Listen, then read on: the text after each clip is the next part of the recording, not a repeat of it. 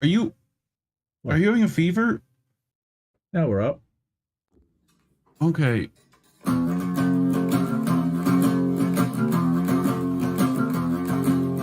Indie left, news and politics and all the rest. So much to do on the YouTube, so they curate a list for you. Do you want to watch your favorite creator or have a chat on politics and all the rest? So well, you better get hip to Indie Left. So they curate a Indie list for you. IndieNews.Network. Or have a chat on politics and all the rest. So well, you better get hip to Indie Left. So they curate a list IndieNews.Network.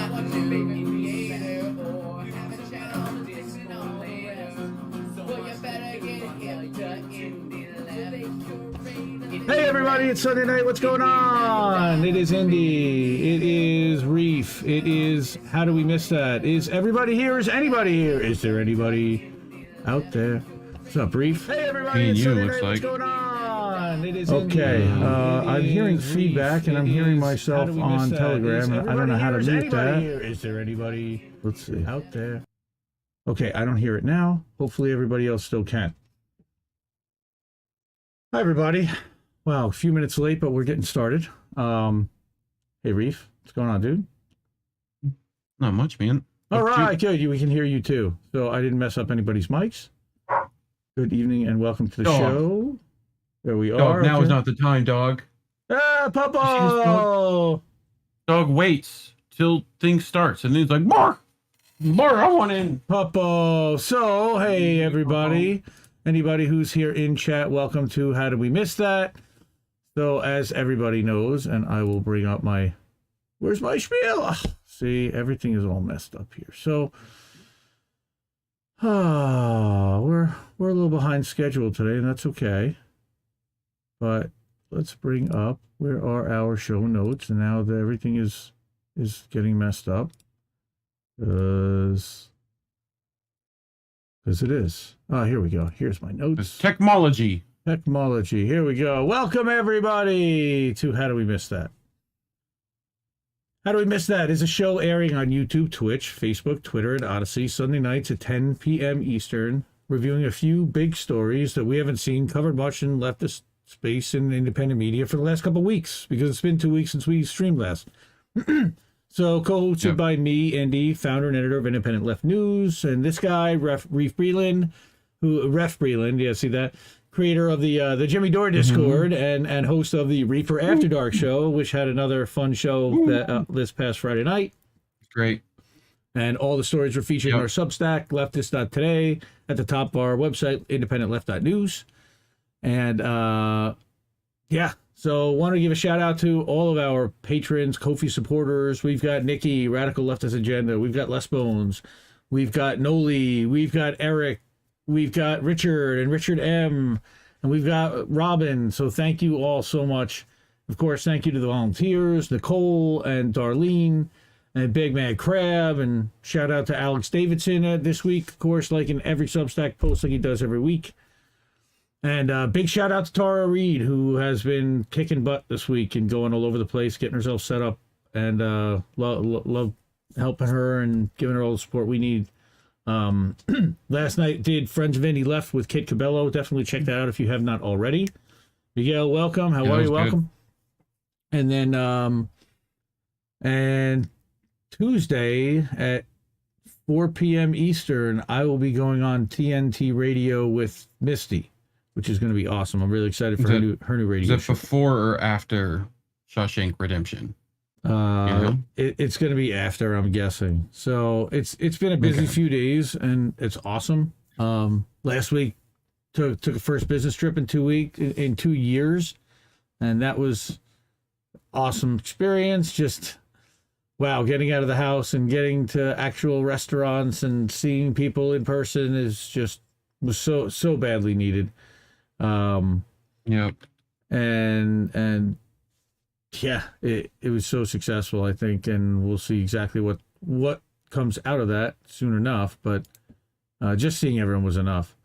So we have a whole bunch of stories because there were 2 weeks worth. I didn't do an edition for 4 or 5 days worth while I was away, but there were about 10 different independent left news and leftist.today's. I think there were 9 in total since we last did a show. So pulled together some of the articles from that set. And there were quite a few. Of course, war is dominating what's happening. But there were a bunch of other things that were happening that really people weren't talking much about, at least that I didn't hear, and I didn't hear anybody around me really talking about them. So I'm excited to share those stories with everyone tonight and go through them with you. I probably need to turn something on so you can see my screen, right, Reef? Yeah. Let's see. Discord, share that little browser. How's that? Sure, I think it puts you in the top corner, but that's cool. Nope. Nope, because I framed it before. No. See? Gotcha. That works. Yeah. All right. So we're gonna go to Doobly Doop, and we're gonna go to our first story. Well, actually, before we do that, we'll just look at my screen. We'll go through the current edition, and we figured out how to make dark mode work. Okay. So, and I remember somebody saying at one point that they were not able to see this live on screen with one of the websites. Looks good to me right now. This is the current version of independentleft.news, of course. You've got the story from Lauren Elizabeth at the top about generals calling for a no-fly zone. Absolutely terrifying. Totally agree with her. Caitlin Johnstone, Glory Jones wrote a fire article. Everybody's been talking about that. Then all about private equity and home health industries, and that came out of Truth Out through Common Dreams. And you can see there's a link to the Kit Cabello stream on our Odyssey channel from last night. Then another Common Dreams article about natural gas exports. And actually, this article is one of the ones that we're going to cover today, because I think that not enough people are really talking about natural gas with regard to what's happening in Ukraine and why that's so important. Right. Of course, you've got the video slider, and there's dozens of videos in there, again, including you could watch the Kit Cabello stream, and that's on the Indie News Network. Shout out to Indie News.Network that we're members of. Go sub to that if you haven't already. Yep, go subscribe to Indie News.Network, INN.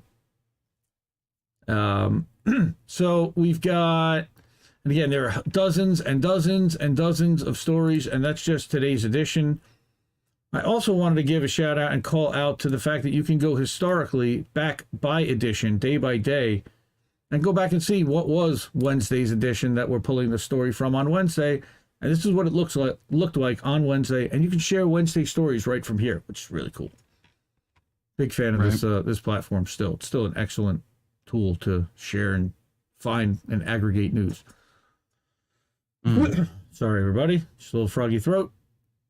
Also wanted to shout out, of course, the Substack, leftist.today, independentleftnews.substack.com. You can get there by going to either URL.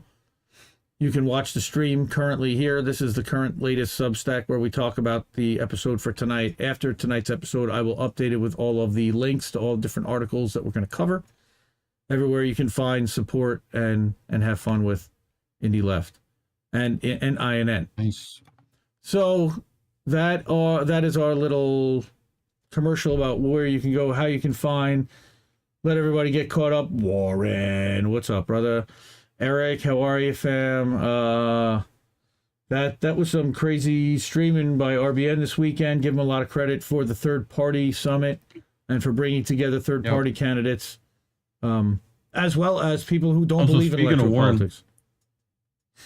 If you missed our St. Patrick's Day stream, I did. You should definitely go watch that. Yeah, I definitely still need to. People should go find that. Well, we watched parts of it the other night where Jesse was talking at it. The craziest meta thing was I had Reef in his lower box while Reef is in the top right box on the stream, and they're literally doing the same hand-to-face motions.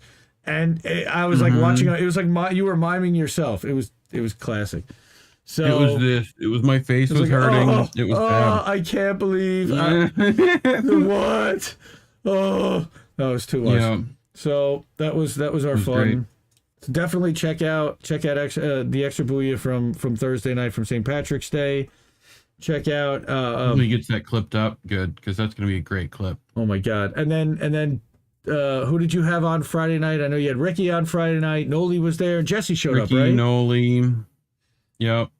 Jesse was there. Mortier put that in chat for us. Holy Jesse moly. was here. It was Jesse, Noli, Ricky. It was great.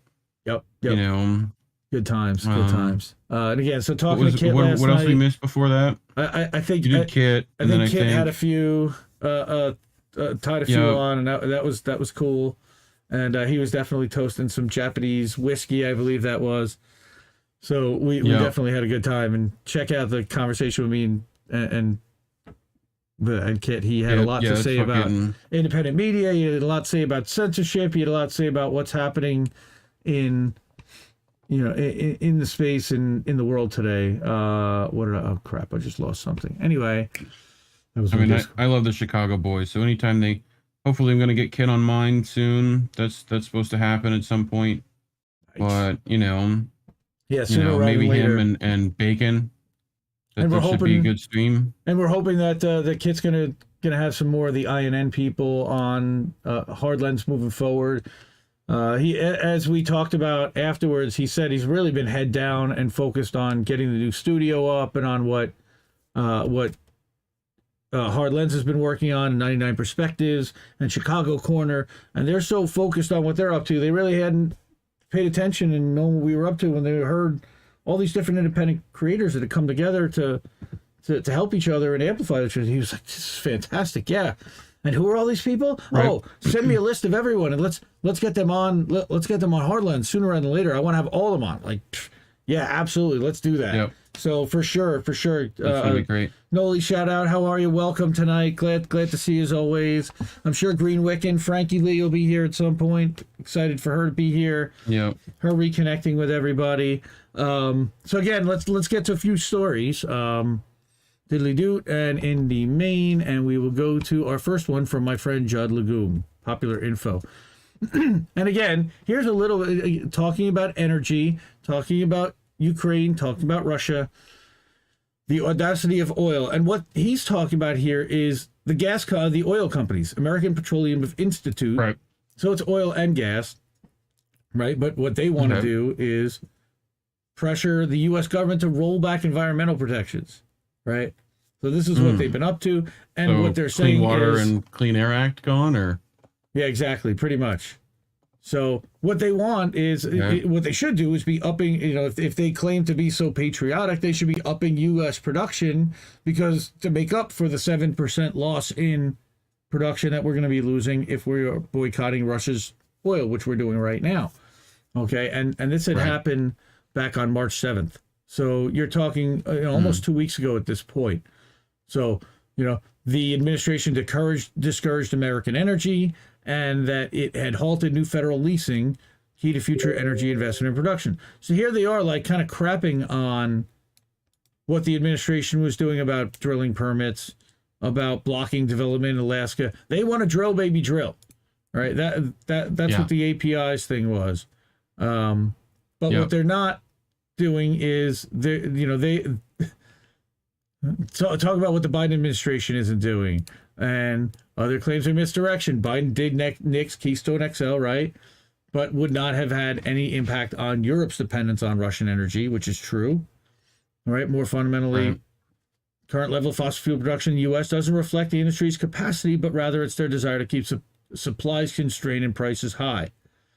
And that's the gist of all of this, is that fossil fuel companies aren't producing more because shareholders prefer windfall profits. Again, they saw demand, supply, a way to get back to $100 a barrel oil, which is what's been happening lately. And you can see current domestic production remains well below existing capacity. So to claim that we have this shortage or this inability to produce more, which of course we don't want to see them produce more. We're not looking to see them produce, but what they're doing is they're talking out of both sides of their mouth. All right, the push by the API has little to do with the crisis in Ukraine. Right, they're just seeing it as a reason to increase prices because they're looking to see increased demand.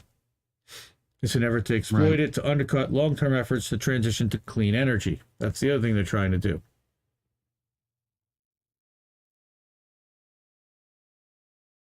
let me put this Twitter in the chat. So the fossil fuel industry, so they're just trying to essentially allow How the Russians fossil and fuel Ukrainians to industry drill more. empowered Putin. Yep. Okay. So Okay. several major fossil fuel companies partnered with Russian state-owned companies to help Putin monetize oil and gas. We know that. Rosneft and Yeah. Halliburton, API member, has not announced any changes to operations in country. And the Koch brothers are still operating the country as well. I mean, the way they see it, they keep saying, their statement was, we don't want to turn over all this equipment, all this technology to Russia and just hand it over to them. And Right. kind of understand their point in a way. I mean, they certainly would have to take huge losses. Yeah. Oh, look at this. I get a chance to have some fun. So, What? You okay? when Congress was constructing new sanctions in response to Russia's interference with interference with the 2016 presidential election, allegedly, API lobbied against the provision that would have banned U.S. businesses from working on international oil projects that involved any sanctioned Russian partners. According to the Wall Street Journal, lobbying by Exxon and other big oil companies is part of a push to preserve potential business relationships with Russia. See, that's one of the things that they're doing. Right. So Judd is following the money. Representing companies in the industry that don't want to be blocked from these deals, right? House version allowed oil companies to continue to work on projects even if sanctioned Russian partners had an ownership stake of up to a third.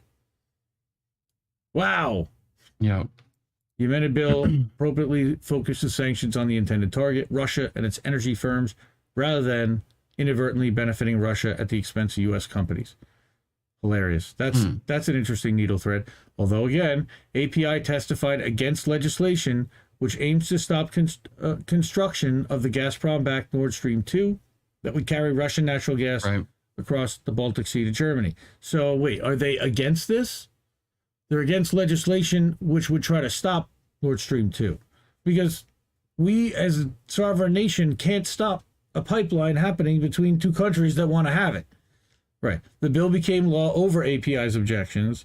Although Russia was ultimately able to complete the pipeline, Germany shut it down after Russia's invasions of Ukraine last month. Because we kept provoking the bear and provoking the bear and provoking the bear.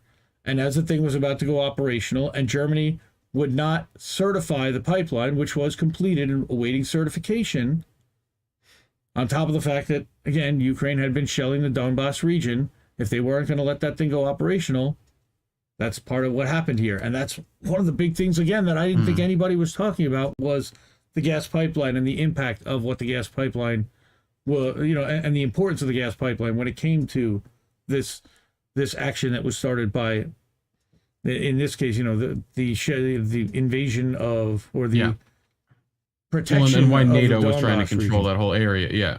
Right. Yep. So in January, as Russian forces were amassing, API was once again seeking to weaken the U.S. response. Okay, again, because we really should have nothing to say about this. This is not up to us. Yeah. The API should have nothing to say over a Russian to German natural gas pipeline. I mean, we are not the world's policemen, as you have eloquently said repeatedly. And we're also not like the world's boss. So if they want to make a pipeline between their two countries, their sovereign nations, that's going to serve the European market, there's really very little that we can do about that. And to pass legislation about that is ridiculous under cover of climate change. What we're really just trying to do is stop two countries from operating without our permission. I mean, that's really the way I see this. It's not, they're not trying to stop anything having to do with the environment. It's as hypocritical as can be.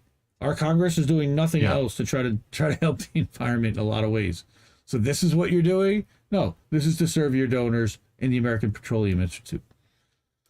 So it's an interesting angle pointed out by Judd. And since we're talking about natural gas, I guess we should probably skip to, and I'll move over to this last story from Common Dreams that actually did come out today, and it was in today's Independent Left News. And let's go back to a thumbnail for a second, and we'll go back. So, peace will only come through accelerating the transition to renewable energy, not by trading Russian oligarchs for oil and gas barons, said a Greenpeace campaigner. Of course. And we agree with that 100%. For sure. So the Department of Energy issued 2 long-term orders giving a pair of energy projects in Louisiana and Texas additional flexibility to export the addition of almost 1 billion cubic feet per day of LNG to any country which the U.S. does not have a free trade agreement, including all of Europe. Okay. So again, repeat that again. Was this about sending? Was this about selling energy and natural gas to Europe?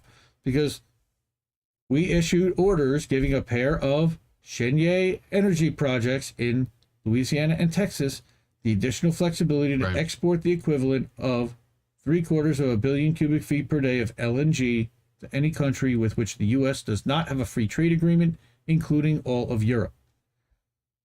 Right. This is really important. And again, this is having to do with why this war is happening in the first place. It's because of energy. It's because of natural gas.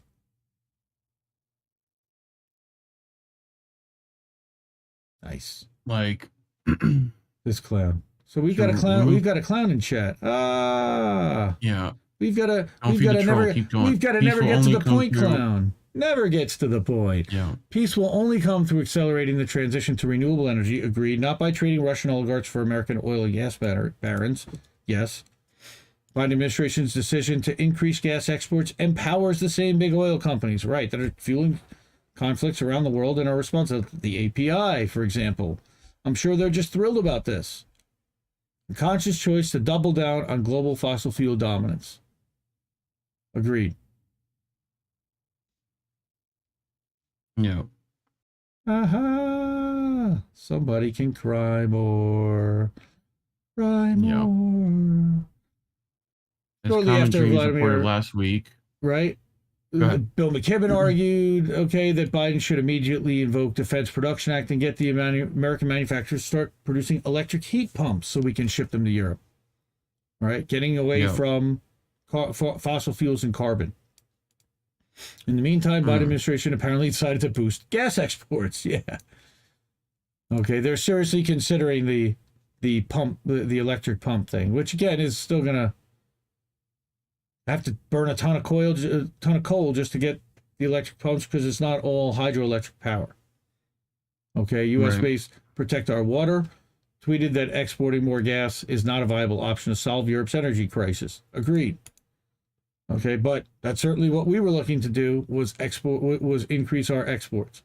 And again, that's one of the things that I don't think that enough people were talking about with regard to this war and why we escalated things, why we pushed escalation, why we continue to feed weapons into the region, why we continue to push against Putin's borders. Okay, they underscore the need to electrify everything. Now, again, I agree with the move to wind and solar and electric vehicles, as long as that you're not using coal-burning plants to power the electric. That's fine. Nuclear has some issues, but it's still cleaner power than coal-fired, as far as I know. Okay, we already have the technologies we need to end our dependence on gas. All we need is a political will, and we've been hearing this for decades. Right, so decades now. Right. Yep. So DOE like highlighted yelling that kind of stuff is okay. So Department of Energy's excited. They're excited. We get to grow an additional 20% beyond levels by the end of the year. Woohoo! Right. Drill, baby, drill. And then on top of that, you have this whole the Green New Deal Network declared this week increasing U.S. LNG exports is essential to worsening. All right, this is the capitalization of green energy and stuff like that. On top of that is almost in some ways a bigger problem. Like, it's funneling money into dark businesses that don't do exactly what they claim to do. Yep. So we're boned either way in some respects. Like, and then on top of that, you have the no amount of like individual action will be able to like fix the issues of like the entire like energy like monopolies. Like, they're the ones burning the entire amounts of coal to make sure that your lights are still on. And the military. Like, don't forget the military. Right. U.S. military, largest consumer of energy on the planet. To get self-sustainable for solar, you're gonna have to drop $4 to $7 to $8 to $10 grand, like, easy. And that's if you don't use a lot of power. Like, it's still expensive. It's still, Yeah, you go with a solar roof. You go with composting. I mean, there are solutions. Again, and then there are the places that are trying to stop rainwater collection. Crazy. Right. Yeah. Crazy. Or stop any of these things. Like, you can't put up your own like wind turbine because it's going to be a eyesore. Any of those things. Like, they're going to claim me for animal abuse if I get my army of hamsters to start powering my house. Like, none of those things. What you do, yeah. So yeah, and we have a natural gas backup line to the house, which is really great. And we do run off electric power, of course, in our house. I've got solar and stuff. I'd love to set up wind, things like that, but that's just expensive. Yeah, like, actually, and even then, the electricity, you still need a battery that's ripping fucking lithium out the ground with terrible mining procedures. Which, guess what they're burning to do all that crap.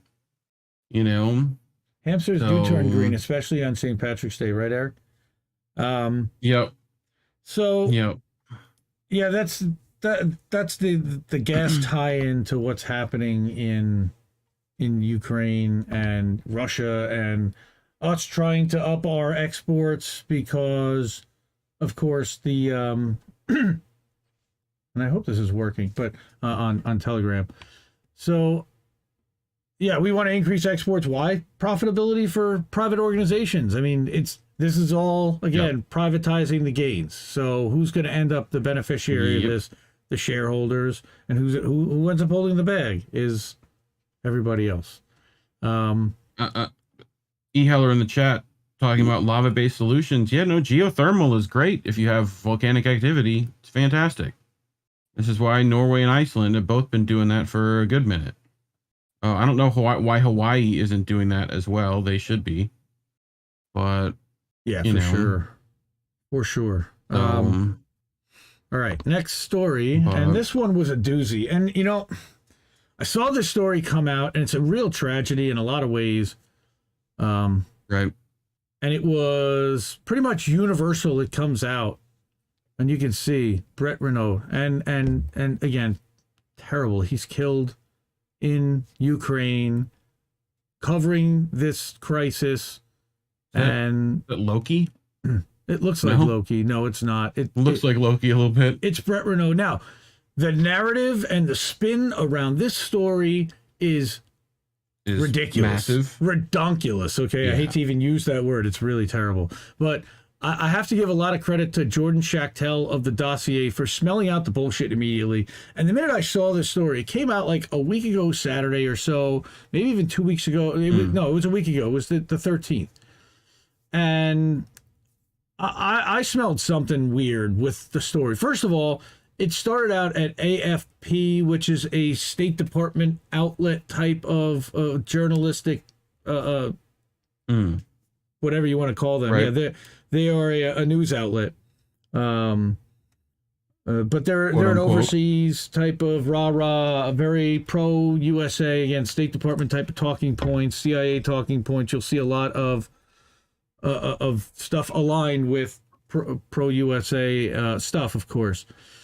And you see this story, and then all of a sudden it's out in the Associated Press and in Reuters, and the story rips around the entire world. And there's like one narrative, okay, that he worked for the New York Times and that he was killed by shell fire, and it's right.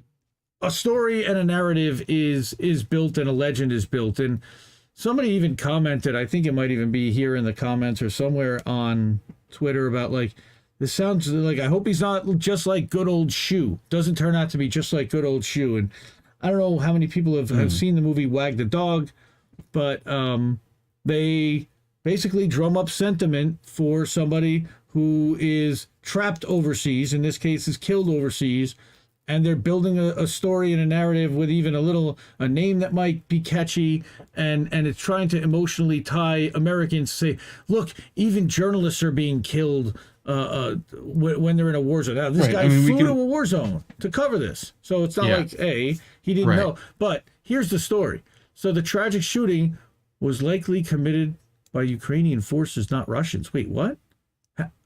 How is that possible? So, as Jordan talks about, that it was reported in corporate press in almost unanimous fashion that Russia was responsible for his passing, even though no evidence had emerged. They had nothing, again, which was disseminated by Ukrainian officers at the crime scene. And they even interviewed the guy who was in the car with him.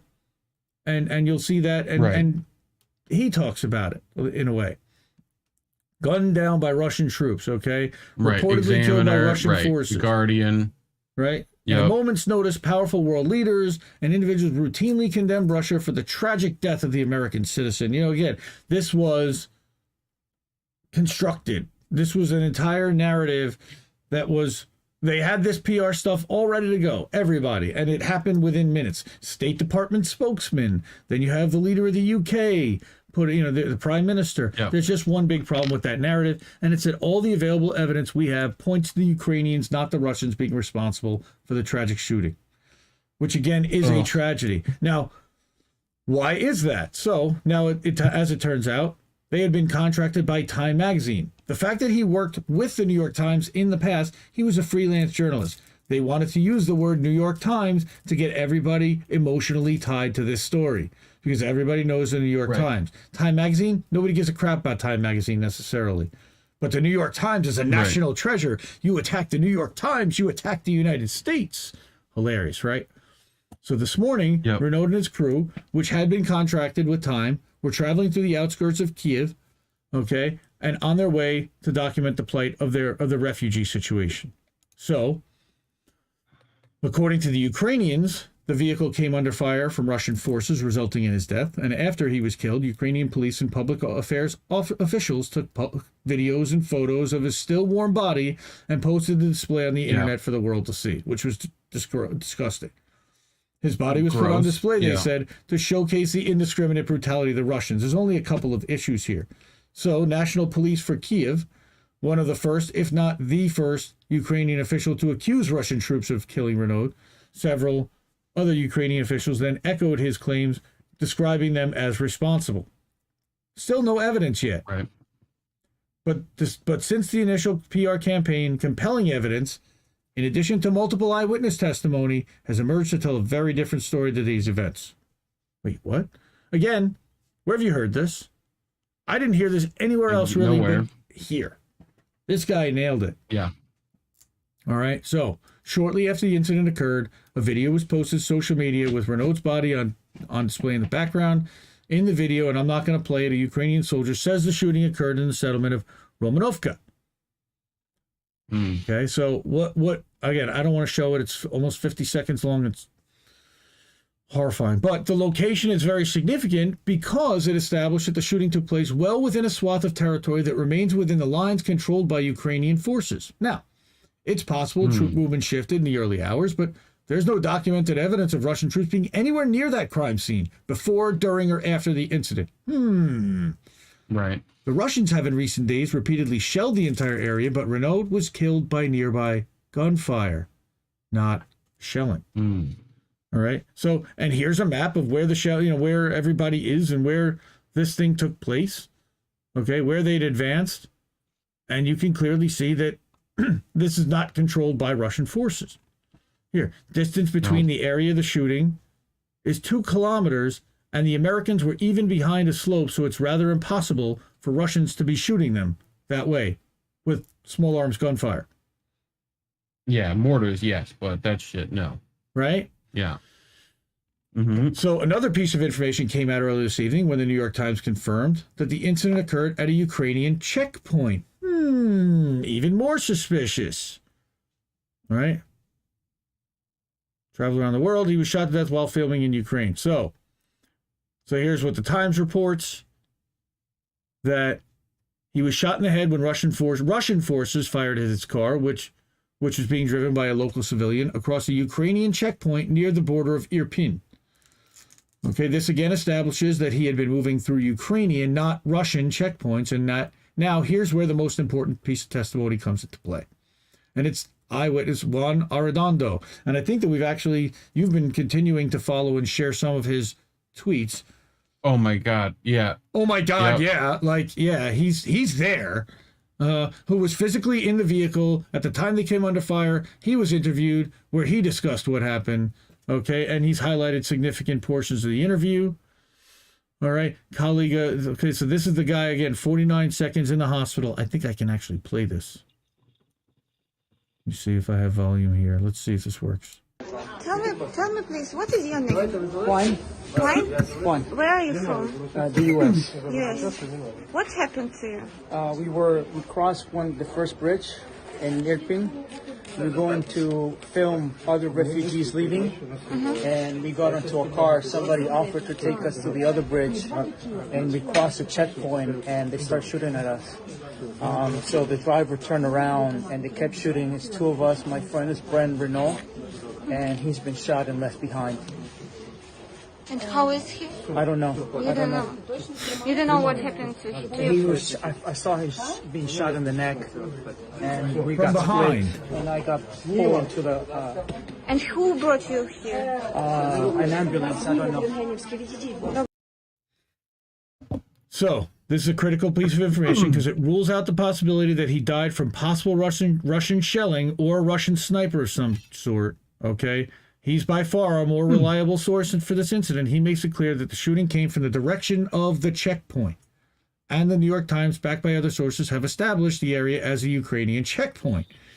In addition to that, most recent maps of troop positions show the scene of the crime as an area that remains controlled by Ukrainian forces. So, in all likelihood, Brettrenaud was probably likely killed by Ukrainian forces. And again, it is tragedy. And may he rest in peace. And he was trying to report. Now, there's also a question of were there any ties to Intel, and what was he just reporting there? And I don't know. I don't want to speculate. I definitely wanted to put it out there because I have heard other people talk about it. But it's a terrible story. But instead of taking responsibility, Ukrainians used his death as an instrument to advance a propaganda campaign against their enemy. Rest in peace. I mean, I've been seeing a bunch of stuff from over there about people being like wrapped to like flagpoles and fucking beaten, and like they'll pull their pants down and fucking beat. I mean, it's just straight up like, oh yeah, that was like for stealing a loaf of bread and a bag of onions. There's or so something. many. Oh, they're doing it to like anyone, right? Like labeling them. But again, I got thieves, into marauders. I got into an argument on Facebook today, which is that, and all they keep saying is this mainstream talking point that Putin is attacking the safe corridors and not letting anyone leave. Right. Completely ignoring the fact that the neo-Nazis are stopping people from leaving. Right. They're stopping them from leaving. I'm hearing Ukrainians shooting at like at those fucking people too. Like, it's crazy. You know? Like, I don't get it. Welcome to chat. Crab. Makes no sense to me. Oh my God. It's again, double standards, which great. Israel gets away with shooting, killing journalists, doctors. Some of the comments here are outstanding. Classic false flag up. Again, okay, how long has the government been supporting Nazis? It's been about 8 years, actually. Ukraine is the ideal staging ground to produce this theater. Yeah, Sean Penn is not the only actor participating. Very droll. Very good. And again, there are a ton of different comments. Jordan Schlackman, the dossier, Jordan Schachtel, sorry, that's this reporter, this writer. I've been following his Substack for a while. I'll give him a lot of credit. He does excellent work. Subscribe to him for free and support him with a monthly sub if you can. So, okay, that was our fun propaganda and narrative management section. So now I'm going to move on to one of our fantastic, wonderful friends, and we're gonna get into some Caitlin's Corner. Been a little while since we read a Caitlin Johnstone. Right, everything I don't like is Russian. Let me fucking get my dab in order to where like I'm not dying. Dude, that thing has been kicking your ass. By the way, everyone wish Reef a belated happy birthday, because since our last show, he did have a birthday. I'm not going to tell everybody when that is because I don't want to dox him, but he had a birthday in the last couple of weeks. So and his Uncle Joey brought him a nice dab for his birthday, and dude, it has been like it's now gone. So that's how long it was ago. It has been like kicking the living crap out of him routinely. Oh God. All I've been hearing, like, this guy, he takes a puff here or there, and you see him, normally I'm regularly vaping, smoking right? throughout the show, Like, but those dabs have really been beating the crap out of him the last couple of weeks. Normally I'm vaping, so it's like the vape is just a much cleaner like hit usually. I need to get like an e-nail for the dab so I could do like the temperature I actually want to do and not like. It's such a fucking laborious process. You gotta like heat the fucking nail, like wait for the nail to cool down, and then fucking get dab and like put it in there, and then like cover it. Yeah, it's a process, but sometimes it's fun. Yes, the e-nails are turn it on to a low temperature and like put it in there. Is it? See, I don't know if I've used the e-nail thing, but that's pretty badass. So co-fee.com/Reef Breland in order to hook my buddy up with an e-nail and make it a little more fun. And yeah, that would be dope. And actually before that, he could actually use some more dabs. So I'll do a whole fucking review. Yeah, I'll fucking do it up. Nice. Yeah, there we go. And we can do that on Reefer After Dark and turn it into like a paid promo segment almost. Hey, CBDX, I'll do like a video. I know we've been in contact with CBDX. We like those guys, so yeah, I know. Yeah, hopefully I get a code. For let them know on Twitter. They're like the real CBDX. Send them a message. Be like, Reef would be a great fucking sponsor. I know they like. I see their super chats for Jimmy Dore all the time, where it's like use code Jimmy. Right. So use code Jimmy right now until Reef gets his own, by the way, for 20% off. Yeah. CBDX. For sure. Anyway, we're going to go to Caitlin Johnstone. International law is only a meaningless concept when it only applies to U.S. enemies. Yes, it is. Okay. It's meaningless when it applies to U.S. enemies. I love her so much. And again, these are some of her musings and notes for the narrative matrix. Talking about David McBride, who just posted, I've been asked to think if I think the invasion of Ukraine is illegal. My answer is, if we don't hold our own leaders to account, we can't hold other leaders to account. If the law is not applied consistently, it is not the law. It's simply an excuse we use to target our enemies. We will pay a heavy price for our hubris of 2003 in the future. Talking about Iraq. We didn't just fail to punish Bush and Blair. We rewarded them. We reelected them. We knighted them. If you want to see Putin in his true light, imagine him landing a jet and then saying mission accomplished.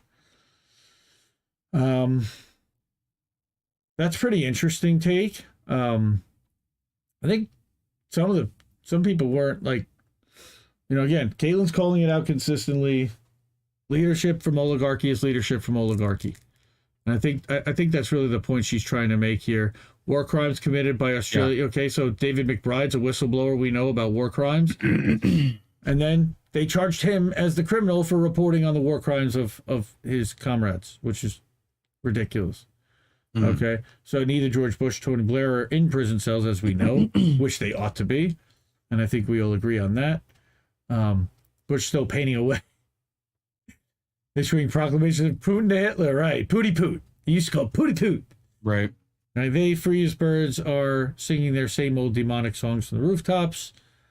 But when you point out this obvious plot hole discussions about the legality of Putin's invasion, you'll often get, whataboutism, right? What about empire loyalists like to make when you just highlighted damning evidence that their government's behaviors were entirely invalidate their position on an issue. This is not a whataboutism, it's a direct accusation. Completely devastating the argument being made because there really is no counter argument. Right? So tell me how different it is what he's doing from what we did to Iraq. And I think that's really the point that's being made here. That it bypassed. Yeah. So we're one to talk. It is terrible. And we agree. It is not a good thing. But then again, it was terrible that the residents of Donbass were being terrorized for years for being ethnic Russian speakers, and now again, we saw in the last couple Uncle days, Sam's missiles. Zelensky has now banned the 11 Russian Literal parties, dictatorship now, and he threw out all of the Russian speaking news and channels. Pulling the Caesar. He's pulling the Caesar move. It's literally the Caesar move of like, I mean, I need control of the country because we're at war. I mean, it's like that's literal Caesar. It's pretty unbelievable. Okay, this is why people indicted and detained by the ICC are always from weaker nations, overwhelmingly African. Correct. Yep. Right. It's also why Noam Chomsky famously said, if Nuremberg laws had continued to be applied with fairness and consistency, every post-World War II U.S. president would have been hanged. Yeah. It's also why John Bolton once said the U.S. war machine is dealing with the anarchic environment internationally where different rules apply, which does not require actions. What song did he do that in? Right?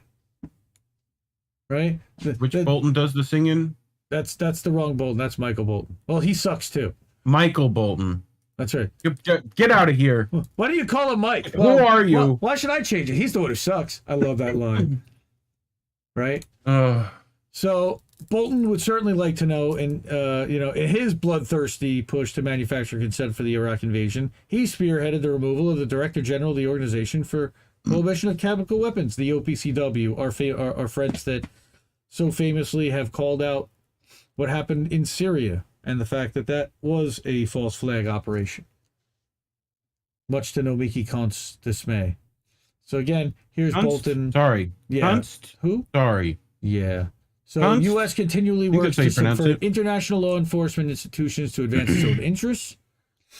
Right? Yemen, when the U.S. was seeking UN authorization for the Gulf War, Yemen dared to vote against it. And now look what's happening to Yemen. Yep. There are consequences for crossing Uncle Sam. Go to Uncle Sam and they'll flood your country with weapons and starve you and cause a famine. And what did we do to the Yemen blame people? it on you. Yeah, oh my God. Wait, isn't that exactly kind of what Joe and Kamala are doing to the left right now? Is they're blaming the left for not getting on board with their crappy policies on a regular basis? And you don't like war? Why don't you like war? Did you see? Oh my God, dude! It was from Fox or somebody. Somebody put it up. It was one of our Chris. I think I saw put it on Twitter. Chris Legion, another INN member. Shout out to Chris. That it was 100 representatives or went against this on the Republican side, and they were like, what? You don't want, what do you mean? It was that was the headline, was just that there were Republicans almost all the Republicans are opposing Ukrainian aid. Well, why though? Because of Let's Go Brandon. That's why. First of all, right. But they were support. Again, I have to say that Andrew Zygmunt Smith pointed out today that they certainly were all for sending money to Ukraine and weapons to Ukraine when Trump was president. Right. But part of that was in exchange for, hey, tell me that Biden and Hunter were doing stuff with Burisma too. I'm help hoping it's that there's a few of them who don't want to have to use their fallout shelter. Yeah. Many of them, I'm guessing, because don't. They've seen the fallout shelter and they're like, that doesn't look great. Okay. Her comments are also outstanding. Subscribe to Caitlin Johnstone. She's CaitlinJohnstone.com. She's got a Substack. She's on Medium. She's entirely user funded and supported, and we love her. Friend of the show. She responds. She's responded to DMs occasionally, and we're ever grateful for that. She's a wonderful human being. Love her to death. Speaking of wonderful human beings, Robbie Yeager, if you could just keep an eye on when they start funding the fallout shelter more, we're gonna need to know that. Yes, yes, definitely. If congressional money starts getting appropriated in toward towards billionaire fallout shelters, we definitely need to know about that. Yes. I'm talking about the ones that are like that. Like, have you ever seen that? Like it used to be in like a hotel, right? A fallout Like, shelter? it was literally so it was designed for Congress and like the chiefs of staff and all the generals and like didn't could they show it in like Terminator in somewhere in the mountains in Colorado? one of them. I mean, they showed something like, well, that's like at NORAD, but right. But like they have a couple of them, but I know there was one that was like set into, it was like a hidden one for like politicians, right? And like they finally showed it, so that means they have a new one. Yeah, exactly. Right? And like that's like, well, they already got one. They already got another one. Right. But it was like I would love to know what, like, someone needs to go through and look up like which particular branch of like, you know, like federal funding is that, right? Like would they even put that like this is for the fallout shelter? Probably not, right? Right. So it's probably got to be under some like, you know, some organization, right? And if that organization starts getting a ton of funding, you'd be like, oh, you know, like time to fucking, you know, start digging a hole, like. So, but anyway. All right. So next article that I've got here, let's go to doodly-doo. Okay, Kasashu News. One doing excellent work. Came onto our radar about a year ago. Once Camilla, you made it blow some. Can you repronunciate that? Kasashu News. Okay. Excellent Latin American native outlet. Camila Prensa works there. Ali Vargas has done some work down there. But the key is that Latin America is rejecting U.S. assistance with regard to the Belt and Road Initiative. Okay, now I know there was something about Argentina accepting an IMF loan of some kind. Initially, they had made a big deal with China.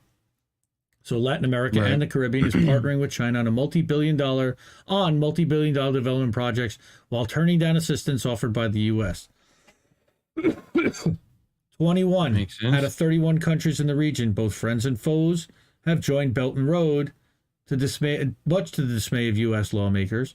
Congressional Representative Lisa McClain sought an explanation for the phenomenon at this week's House Armed Services Committee hearing on national security challenges and military activity in North and South America. So she's from Michigan. She's remarking on the failure of the U.S. BUILD Act, which has been introduced in an attempt by Congress to counteract the BRI. But the problem is that you can't threaten people with bombing their country and destabilizing their governments if they don't comply. So McClain described the scenario of refusal of the BUILD Act in her questioning of Assistant Secretary of Defense for Homeland Defense, Melissa Dalton. And again, there's YouTube video about this. Welcome to the chat, RLA. Hey, how are you tonight? What's up, Nikki? So we're offering help, and they're not taking it. So when I talk, it's like we need to provide assistance. We need to provide assistance. We need to provide assistance. Then we provide assistance, and they don't want it. So is that really the issue, or is there something that I'm missing? Right. But we have to get them off China, our adversaries, and we have to spend some time on why, because it really isn't. Okay, before being stopped by the chair and her time expired. Right. So they don't want our help because they're getting it from somebody else. Okay, they're getting it from Uncle G. So according to Richardson's figures, China has invested over $72 billion in Latin America and the Caribbean. Of course they have. Okay, it's off the charts, and I can read a couple of the projects. The most concerning are the $6 billion and projects specifically near the Panama Canal. And I looked at strategic lines of communication, right? Strait of Magellan. But just to highlight, the nuclear power plant in Argentina, $7.9 billion. These are all initiatives that are being funded by China, not by the United States. And in partnership with China, not under threat of military action. That is the biggest difference. Well, this is... have you been seeing this? Like, I mean, this is pretty much anything really left in the article. We're like almost... It was a short one. But have you been seeing, like, I don't know if it was Caitlin or I saw another article that was like, a lot of the like eastern places are like becoming more allies with South America, right? Like there's a shifting of the new world order. What? Um, where like like South America might side more with Russia, some of China. these more like Russia, China, right? Korea, like these non-America. and Africa as well, right? Where like Russia is supposedly like helping particular areas of Africa and trying to gain land resources, and it's almost like this economic war is happening as well as like it's like Cold War shit, right? Where all the business is also trying to like gain control of as many resources as possible. So I was just wondering if you would do you remember where that other article was? Did you see that as well? I did. I don't forget who remember did where that I saw one. it though. But yes, I do Yeah. know what you're referring to. But again, yeah, see, it's Yeah, and this is interesting that this is playing into that as well, right? China's Right. space mission, military capacity, right? And like space is, but let's all keep in mind what like the only reason why governments are interested in space is not because of exploration or any of those things. The whole reason we did it was to beat the Russians. technology. Like, And all the technology so that that they came out didn't of get it. Development. The a new Dr. growth, Evil moon base. Right. So President of this Brazil and is part Argentina of that with as Putin well. and Russia. Again, Right. they're making deals like, while there continues to be an action in Ukraine, and while things continue to ramp up against NATO, they're not standing still. Right. These guys are meeting. Yep. Russia agreed, I know India agreed to buy a whole bunch of Russian oil for rubles. So now they're getting off the petrodollar. You see on the military front, Southcom commander noted Russian defense and intelligence cooperation with Cuba, Nicaragua, Venezuela as an immediate concern. Well, that's who they're targeting for our enemies, and that's who we're going to look to destabilize next. So take a look at that. That's a nice tell there. All right. While topic of the hearing was national security challenges, no countries were mentioned more than Russia, mentioned 82 times, and China, which is mentioned more than 50. All right. So that's what's going on in Latin America. They are getting help from China specifically, and a little bit from Russia, but it's mostly China. It's Belt and Road Initiative, and China is helping to build infrastructure. And again, it's certainly a whole lot better way to do it than to come in and threaten to blow up their country and to destabilize their leadership and to have to rebuild it with American technology and American organizations and McDonald's and KFC and everybody else gets there. So that is, and that's what happened to Iraq. That's what happened. I mean, every country that we destabilize, where we then slap a little democracy on them, as the beloved George Carlin once said, slap a little democracy on. Yep. So that is what's going on in Latin America. So now we've got. And for the rest of the show, you just do an entire Carlin show with impersonating Carlin. Is that possible? We might as well. You're all diseased. Yep. These pythons are sick. People need to go watch the Church of Carlin in their entireties a lot more often. Like, don't just watch clips. You gotta watch the whole thing. Yep, you gotta watch the like how many did Carlin do? Oh, I think 20. How many did Carlin do? 19 or 20 stand-ups, like, HBO. 19 or 20 specials? The body of work is insane. Dude, I can't. All right, so this one I definitely did not see too many people talking about. Oh, what? Supreme Court says the torture at a CIA black site is a state secret? Wait, what? Yeah. Marjorie Cohen Truthout had this one. Okay. That Abu Zadaya, whom the CIA once mistakenly alleged was a top al-Qaeda leader, was waterboarded 80 plus times. Subjected to assault in the form of forced rectal exams, lovely, and exposed to live burials in coffins for hundreds of hours. Okay, so he was tortured. We know that. Fuck. Yeah. Agree, Jimmy. On March 3rd, in a 6-3 decision, the Supreme Court dismissed his petition requesting the testimony of the psychologist whom the CIA hired to orchestrate his torture at a secret CIA prison or black site in Poland from December 2002 to September 2003. And again, they're not denying that they did this to him. All right? No. They're just saying that they can't say anything because this was a CIA black site and therefore it is sovereign intelligence covered territory. Right. So they sought to confirm A, that the CIA black site was indeed located in Poland. It was about whether he was indeed tortured and about the involvement of Polish officials. At first, the administration's claiming that the black site is a state secret, okay, that would significantly harm U.S. national security interests. They said no. All right, even though this goes all the way back 20 years. So he needs Mitchell and Jensen's testimony to document his treatment from December 2002 to 2003 at the black site in Poland for use in the ongoing Polish criminal investigation of Poles complicit in his torture. Because even though we don't care, other nations actually do, especially if you conducted it on their soil. And these details have not been publicly documented. Why? Because it's classified.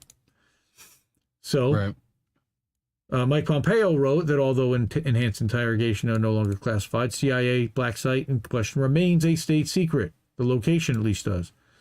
All right. He maintained that soliciting information about the involvement of Polish nationals could compromise national security. But the location of the site has been publicly acknowledged in several venues. So what are we doing here? In 2007, Council of Europe issued a long report that found that he was held at the Polish CIA black site after his capture. Former president of Poland told reporters that that the black site was established without his knowledge. So there's all of these different factoids and things that come together. Again, torture. We tortured this guy. We tortured some folks. We tortured some folks. He tortured some folks. That's one of the folks that we tortured. That's got to be a sound clip. Yeah, we got to add that to the board. We tortured some folks. So once again in 2020, U.S. government permitted 2 psychologists to testify at a military commission hearings at Gitmo about how he was waterboarded and kept awake for 120 consecutive hours. So there's even the establishment, the precedent established where they have testified, but then of course it was a Gitmo. Now you're talking about having them testify in foreign court. Okay. Zubadiah's attorney sought illicit information about the conditions of confinement, and of course it was stonewalled. They offered to use code words to avoid specific reference to Poland or the involvement of Polish officials, because nobody wants to be smeared with this. Okay, and then you've got Breyer defers to Pompeo's spurious national security claims. That's unbelievable. I mean, this guy's on his way out, so he doesn't really care, I guess, to a point. But it's just, we have that torture color chart. That's right. The lighter the skin, the less likely it is that they're a terrorist. The one that gets Peter in. Freedom fighter. Right? Isn't that what they call them? Or rebels or... Right, Stephen Breyer, who's less than liberal voting record, I documented. What's Carlin's line on freedom fighters? You remember that? No, I don't remember that. I'll look it up. I'll young Jamie it. Nice. Wrote the plurality opinion. Joined by 5 of his right-wing colleagues on the court, Gorsuch filed a scathing dissent on behalf of himself and Sonia Sotomayor. Kagan agreed with the dissent that his petition should not be dismissed, but she agreed with the dissent's reasoning. So if crime fighters fight crime and firefighters fight fire, right? What do freedom fighters fight? Right, they fight freedom, right? Yep. Oh, so good, so good. Rest in peace, George. Thank God you're not around to see this, because I know that you'd be flipping out. Okay, so again, it could harm a court should exercise its traditional reluctance to intrude upon the authority of the executive in military and national security affairs. Right, again, cited Pompeo's claim that sensitive relationships with other countries are based on mutual trust. So again, that's to cover Poland's ass for this. The plurality rejected the Ninth Circuit's conclusion that since Mitchell and Jensen are private parties, their disclosures did not amount to the U.S. confirming or denying anything, except that they work for us. because they work directly for the CIA as contractors, created and implemented as the enhanced interrogation program, and personally interrogated him. Their confirmation or denial would be tantamount to a disclosure from the CIA itself. Yeah, and you know what? They need to own up. We did this. We tortured some folks. Yep. Gorsuch's dissent says that publicly known information would not harm national security. All right? And that's, again, where the location was, and the fact that we did it, and the fact that these guys have testified in the past to say that they did it. Gorsuch concluded his dissent by saying, as embarrassing as these facts may be, there is no state secret here. This court's duty is to rule the law, is to the rule of law and to the search for truth. We should not let shame obscure of our vision. And correct. And that definitely is what this is. They don't want the story getting out. They don't want this getting out. Either the story's technically out, they don't want him to testify. Yeah, CIA, it means never having to say you're sorry. Eric T. Red with the nails it, dude. You got to come on the show and co-host with us one week, for sure. We're going to get that third box instead of showing super chats, and we're going to put that one up there right there for you. So, since you were fire on that one. So, human love. Is there a true torture color chart? Great, love it. So, that's our wonderful CIA black site that now, according to the Supreme Court site, is a state secret. Does that mean all CIA torture black sites are the same thing? Probably. Do we still do that? I sure hope not. Do we know? Gross. Do we know? We did some things that were wrong. We did a whole lot of things that were right. Oh boy. But we tortured some folks. Yes, we did. We tortured some folks. Yep. Nice. We Good tortured some soundbite. folks. And so that's what Supreme Court. And I got two more stories. Three more stories. So first of all, which is high level corruption and hypocrisy. So we talk about all this little low level stuff all the time, but let's get into some of like the really big stakes crap. Candidates poured over 100 million of their own cash into campaigns in 2021. It's not even an election year, people. $100 million self-funded. You're about to see an infusion of millionaires and billionaires into our Congress, even more so than before. Okay, during the first year of the election cycle, 6 House candidates and 13 Senate candidates gave more than $1 million to their own campaigns. 5 of them spent at least $5 million of their own money self-funding. And again, this isn't an off year. They're not even an election year. The majority are Republican, of course. According to Open Secrets, Republicans last year self-funded $85.6 million, compared to Democrats only funding $22.7 million. But still, self-funding at $1 million apiece, that's 22 Democrats, and that's not very cool. Okay. So who are these wonderful people? Tim Ryan, who's raised over $8 billion. Yep. Now, he's running, I believe, for Senate in Ohio, right? Bernie Moreno, he's a former car dealer. J.D. Vance, and this is all in Ohio? No. Self-funding among Senate candidates in Ohio. Holy crap. I thought J.D. Vance was running in Illinois. That's interesting. Okay, as the election approaches, the self-funding figures among the current congressional candidates are expected to change, both due to further self-funding in 22 and repayment of loans financed by the candidate after the election. Right. So majority of higher self-funding candidates are running in races labeled as toss-ups or lean Republican. 45% of the self-funding in 21 came in 3 races. 3 swing states that all, I believe, went red. Okay. So you got Mike Gibbons, right? Who's the in Ohio, who's the self-financed the most of any candidate in 2022 cycle, $11.4 million, which is 94% of the contributions he's. So basically, nobody wants him but him. Nobody's giving him money but him, right? However, Rep. David Throne, right, the highest self-funder in the 2018 cycle to announce as a congressional candidacy in 2017 and 3rd highest self-funder overall. He put $2 self-funded million at in. 2.3 million in the first year of the cycle. And he went on this to is just for self-fund $18 million. Is This just is for, what they're paying to get like, themselves war elected. chest shit. This is what they're paying to Right, get themselves okay. elected, basically. And you know what? If they can't raise Right. it from another billionaire or another millionaire, they're putting it in themselves. Why? Because they're seeing return on investment. They have to be. Right. Yes. Oh, there you go. Yeah, of Rick course. Scott funded $63 million.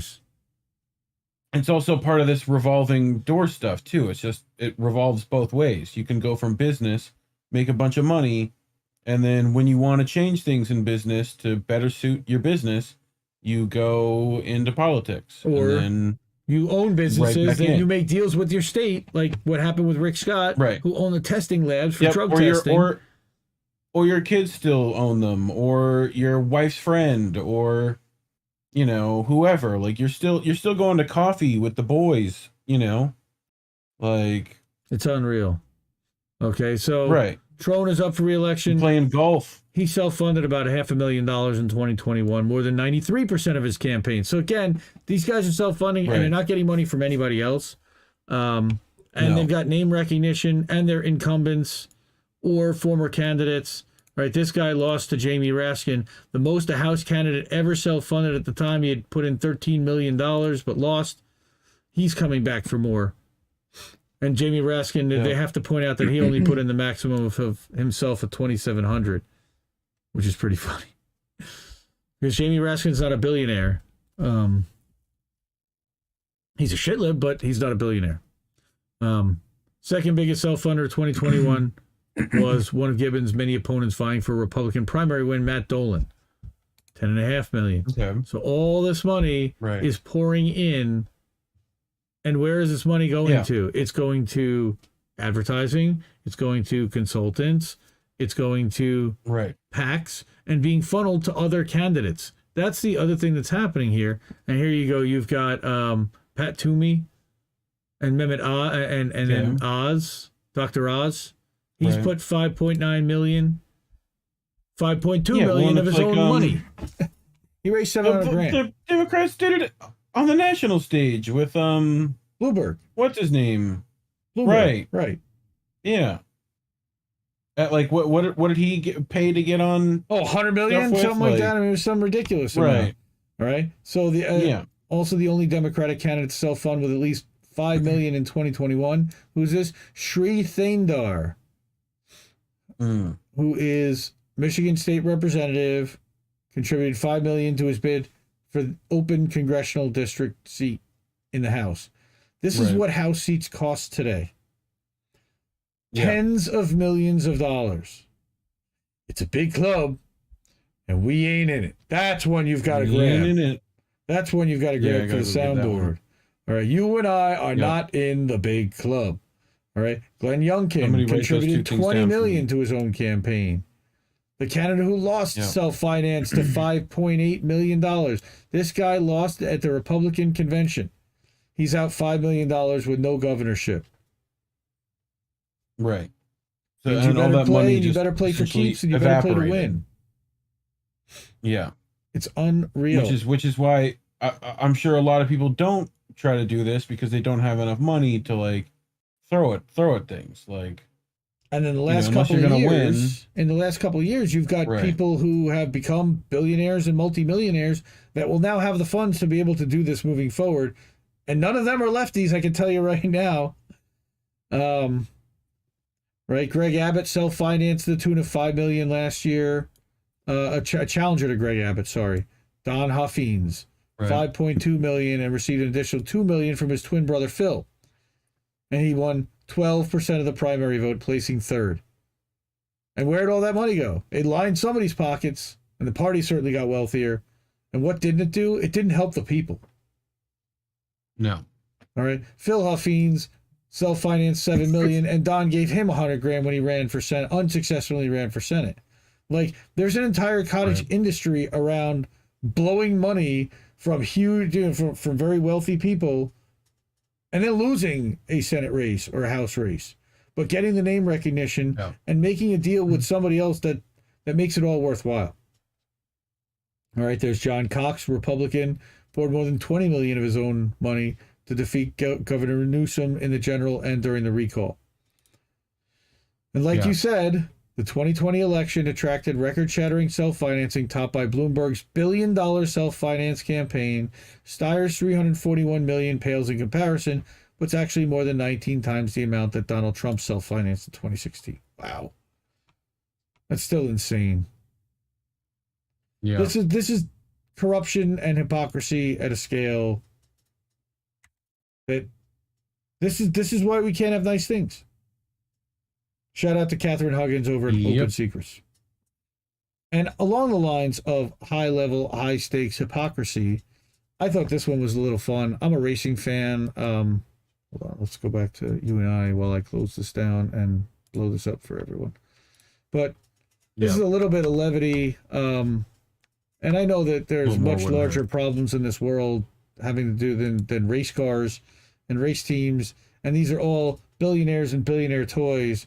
But I thought this was pretty interesting about Formula One's hypocrisy problem. And of course, the whole thing about auto racing and in general is pretty hypocritical. The amount of resources it takes to fly people all over and etc. But after Russia invaded Ukraine, F1's reigning champion Max Verstappen said the sport should not race in a country that's at war. So why is he competing in Gulf states that are attacking Yemen, Saudi, Dubai? So that I think he's talking about the Grand Prix of Dubai. Okay. Yes, should be. So sentiment was shared by almost all his Formula F1 drivers who posed for a picture in front of a Ukrainian flag with no war t-shirts. Right. So they canceled the Siberia, the one in Russia, in St. Petersburg, canceled. Ukrali, the fertilizer giant, was dropped as title sponsor for the Haas F1 team. Nikita Mazepin, whose dad controls Ukrali and his Putin crony, was sacked as Haas's driver. Like, this has affected, again, you got the Brittany Griner thing. Like, this affected sports across the world. All right? No one can now claim that F1 is not political, which makes Verstappen's anti-war stance all the more interesting, because when he won the title, he did so at the track at Abu Dhabi, capital of the UAE, and UAE is partially funding the war in Yemen. And their attempts to defeat Yemen's ruthless Houthi rebel group are becoming increasingly desperate and indiscriminate. Just days before Verstappen clinched the championship, a coalition air raided 18 civilians in a residential area of Yemen. This atrocity did not stop the Red Bull ace from racing in the UAE, a country at war. Technically. You know, again, it's only okay if they're white, right? And I think that's kind of the point here. Saber Babtaraf, a musician whose neighborhood was flattened in one of these bombings, told me it took rescuers 3 days to get to the dead bodies. Terrible. When the music stops, Yemen art and war. That's on Declassified UK. Great outlet. Subscribe to them on YouTube if you're not already. We do. Instead of condemning the Yemen war, Verstappen turned up for testing in Bahrain, a key member of the coalition, when the new season starts on Sunday. Right. So, you know, then you have the fact that there's a lot of Gulf money. Even if F1 wanted to be morally consistent, it would find opposing the war in Yemen much harder than objecting to the invasion of Ukraine. Canceling one Grand Prix in Russia, stripping the sport's worst team of its oligarch sponsor, and the slowest driver will ruffle few feathers. So Haas is no Chelsea, right?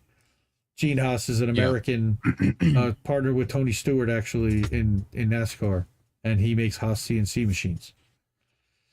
But extracting F1 from the clutches of Gulf regimes is not so easy. So now Aramco is the sport's title sponsor, right? Its branding adorns every track. There's even a race in the Saudi port city of Jeddah a week after the Bahrain Grand Prix. So now you've got a lot of ties to Saudi. Some former champions have bravely expressed mild concern about racing in these regimes. After lobbying Bird, Lewis Hamilton spoke out about death penalty in Bahrain. Sebastian Vettel's criticized Saudi's persecution of gay people. Now, yet none dare mention Yemen. I think Sebastian Vettel actually was out this weekend I think he had COVID, so he didn't end up getting to race. They also appear oblivious while zooming along Jeddah's Corniche circuit that the authorities were demolishing entire neighborhoods. All right. The historic Red Sea without local consent. 500,000 residents were expected to be displaced. Again, it's just buying teams. Look at this. So now you've got Gulf McLaren is majority owned by Bahrain's Sovereign Wealth Fund. McLaren also received a massive money injection last year from Saudi Public Investment Fund, which also bought Newcastle. Silverstone-based Aston Martin, which patriotically uses British Racing Green livery, has just accepted Aramco as a named sponsor. How its star driver feels about racing for the Aston Martin Aramco Cognizant Formula One team remains to be seen. Oh God! All right, it's hypocritical. It's billionaire toys. We get that, to keep it in perspective. Yep. But it's just showing the naked hypocrisy of following the money. Yeah, it's partially, it's always been dictated market value stuff too, right? Like there's a bunch of stocks predicated on these races, pretty much. Like, yeah, sure. But again, a lot of this is just marketing globally for them, and it's also the chance for them to spend a lot of money and go spend weekends with family, entertaining clients, being able to claim sponsorship of these teams. Dubai specifically has been like in the sports world, just getting some of the biggest like events, like because they have such like massive development in Dubai, that like all these like big facilities can just be made. Right, so it's like World's Strongest Man does a bunch of stuff over there, and like MMA is doing a ton. Fight Island and stuff is in Dubai, and like it's crazy how many of those. I know that one of the biggest jiu-jitsu tournaments and stuff is over there. Like there was one of those like oil princes or whatever, like personally funding a lot of that. Yeah. Oh, definitely. MBS for sure. Hey, Ricky's in chat. What's up, Ricky? Ricky Rants. Welcome to the show. We got one more story to do, and then we're gonna do boats, and Reed's gonna do some Reddit cringe, and we're gonna have some fun with that. But I've got one more story, and it's pretty fucking nightmarish, to be honest. Disastrous news: widespread bleaching of the Great Barrier Reef is underway. Sorry, Reef, you're getting bleached. It happens. Sure sign that climate change caused by burning coal, oil, and gas is threatening the very existence of our reef, said one campaigner. So an assessment of the reef's health released Friday reveals widespread bleaching, sparking fresh demands for the Australian government to ditch fossil fuels and finally commit to protecting both the UNESCO site and planetary health. I mean, it's... And there's a link to the update. We'll drop the link to this in the chat, to this article. Acid ocean temperature, and we're gonna get to boats in a few minutes. And boats aren't helping, but you've got rise in sea level temperature, in sea temperatures, rise in sea level. Bleaching has been then affects the amount of CO2 and oxygen available in the water, right? Which then changes the entire pH of the water. Which, coral is a symbiotic organism, pretty much. There's two parts to it. There's a calcium layer and like an actual like bacterial layer that makes like food for them, essentially. Bleaching detected. We're not sure what. Right. We're not sure why it shouldn't be the case, but essentially all those things will just die. Right, so that bacterial layer will just leave, right? Due to the increase in acid and the increase in like all that stuff, and they'll just die. Like that'll kill them, And then the calcium is all that's left. So widespread bleaching comes during a La Nina year, which can help cool waters. Sure sign climate change caused by burning coal, oil, and gas is threatening the very existence. Corals if it's happening during a La Nina year, that means it should be cooler, and therefore it shouldn't be happening as much. But now we're seeing that it's still happening. Right. How many more maps will it take to trigger real reductions in greenhouse gas emissions? Okay, showing the amount of bleaching, the amount of heating. Just the fourth time in just 6 years. And one of the only like things I've seen that might help that is like more seating. Essentially, you just need more of it now, right? Like you have to like bury stuff that and make things for those little coral polyps to attach to and start seeding it now. Like, you know, Scott yeah, Morrison is and claiming, on top that we're of- protecting this thing, and we're actually doing it. And they actually lobbied to keep them Right. off the list of World Heritage Sites considered in danger. Why would you need to do that if you were actually protecting it?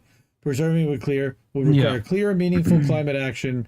And Scott, now that's which Ritter is that Scott Ritter that's pointing that out?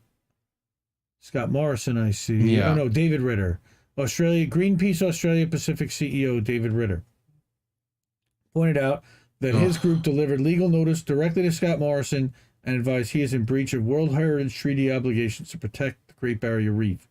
So it's time to cut the crap. We know it's in danger. We also know how to protect it. So do your job, safeguard this. The update was released just days before UNESCO's monitoring mission begins, reef monitoring mission begins. Okay, AMCS's Schindler said that the mission delegates must witness the severity and widespread nature of this devastating event. And while out there, the Morrison government should explain to the mission why they continue to approve and cut red tape for fossil fuel projects. Because that's what's destroying the reef. So, reef bleach. Now we need eye bleach. So we're going to go to eye boats, bleach. smashing boats. Hold on. Let's go to our Ian Reef. And let's switch to that. And let's see if this actually works. And I watch mindless shit. Boats that smash into other boats. I hope. It worked! But now I see me. Nice. Wait, I didn't clip you out.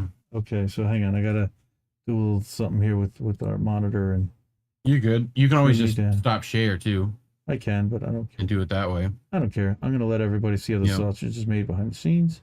Man, that's some high quality transitions there on that new boats. Woo! You know? Warren, baby.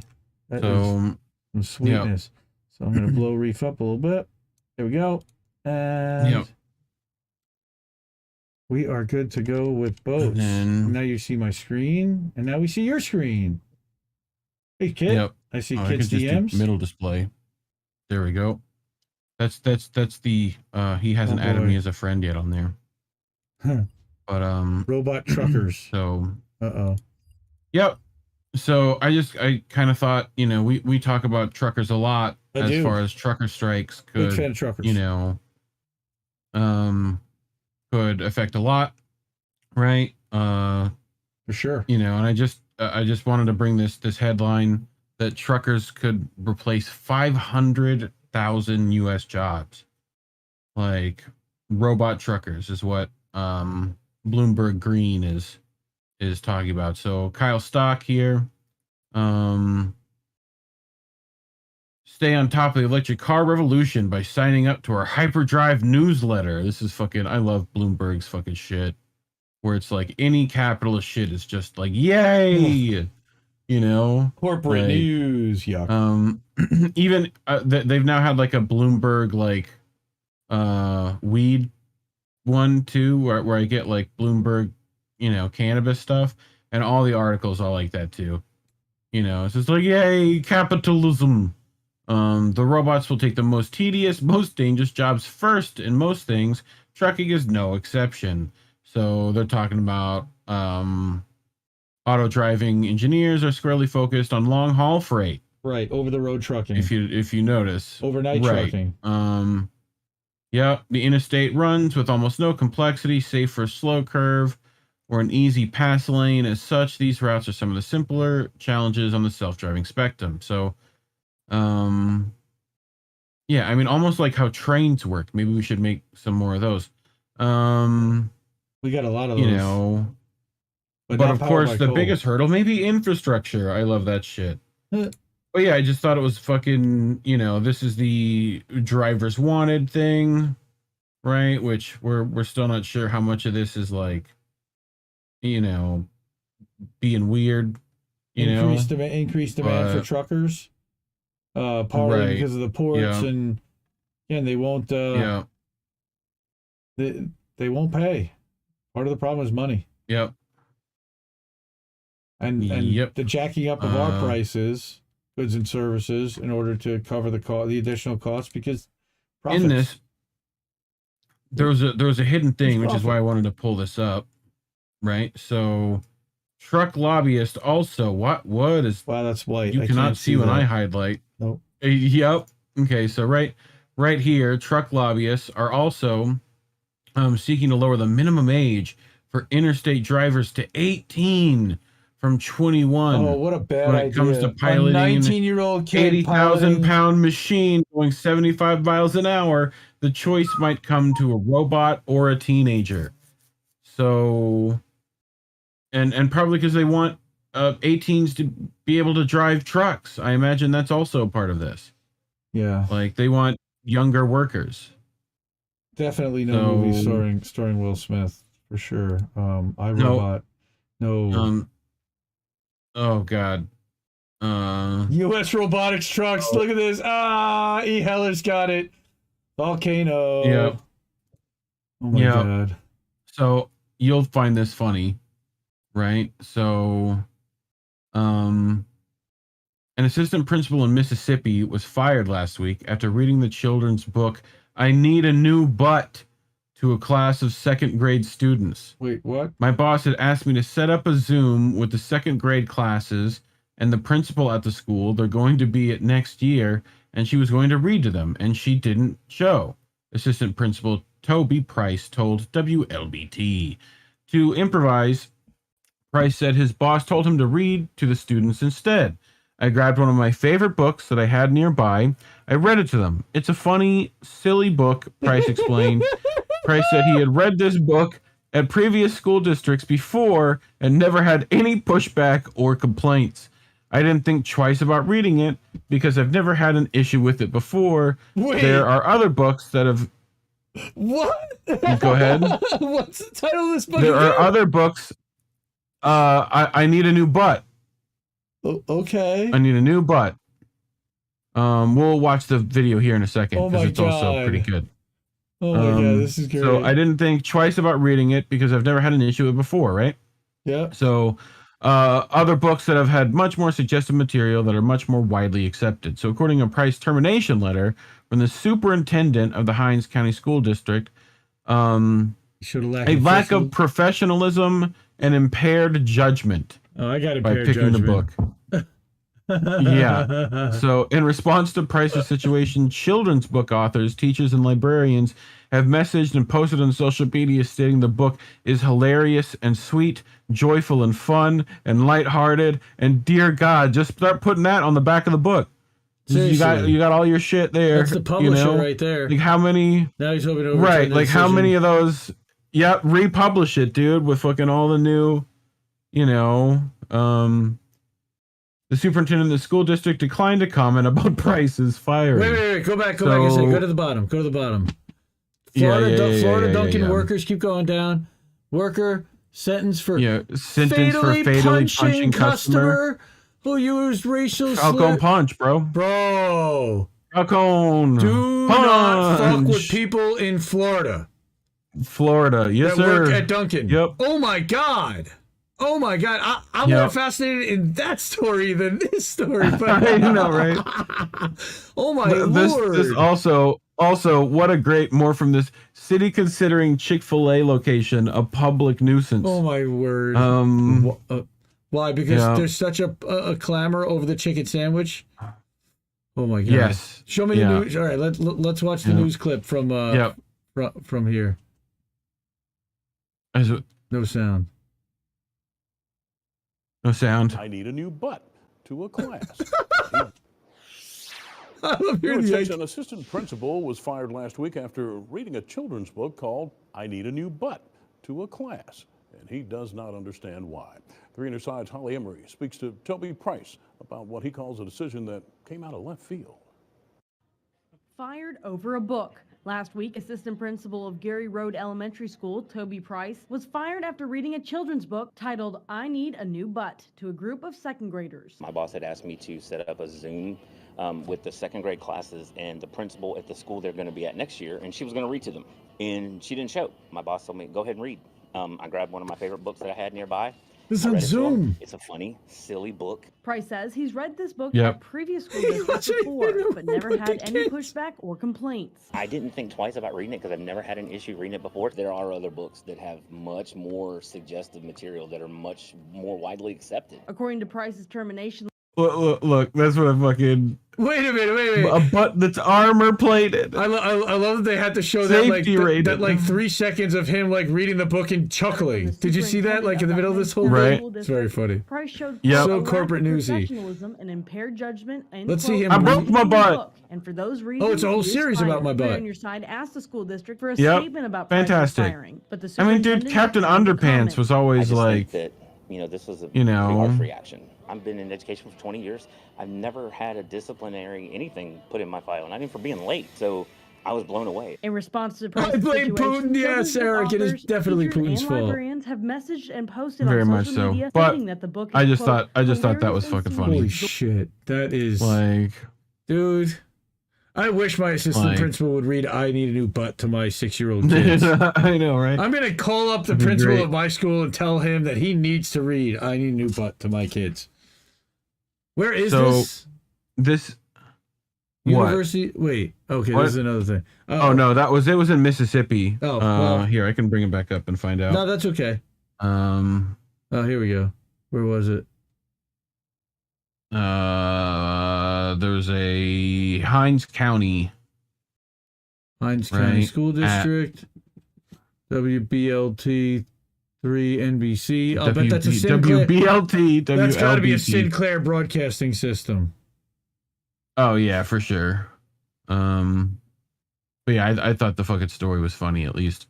Oh my god, that's So- still unbelievable. World's most boring person discovered by researchers. I just figured we should know. They found him. They found the guy.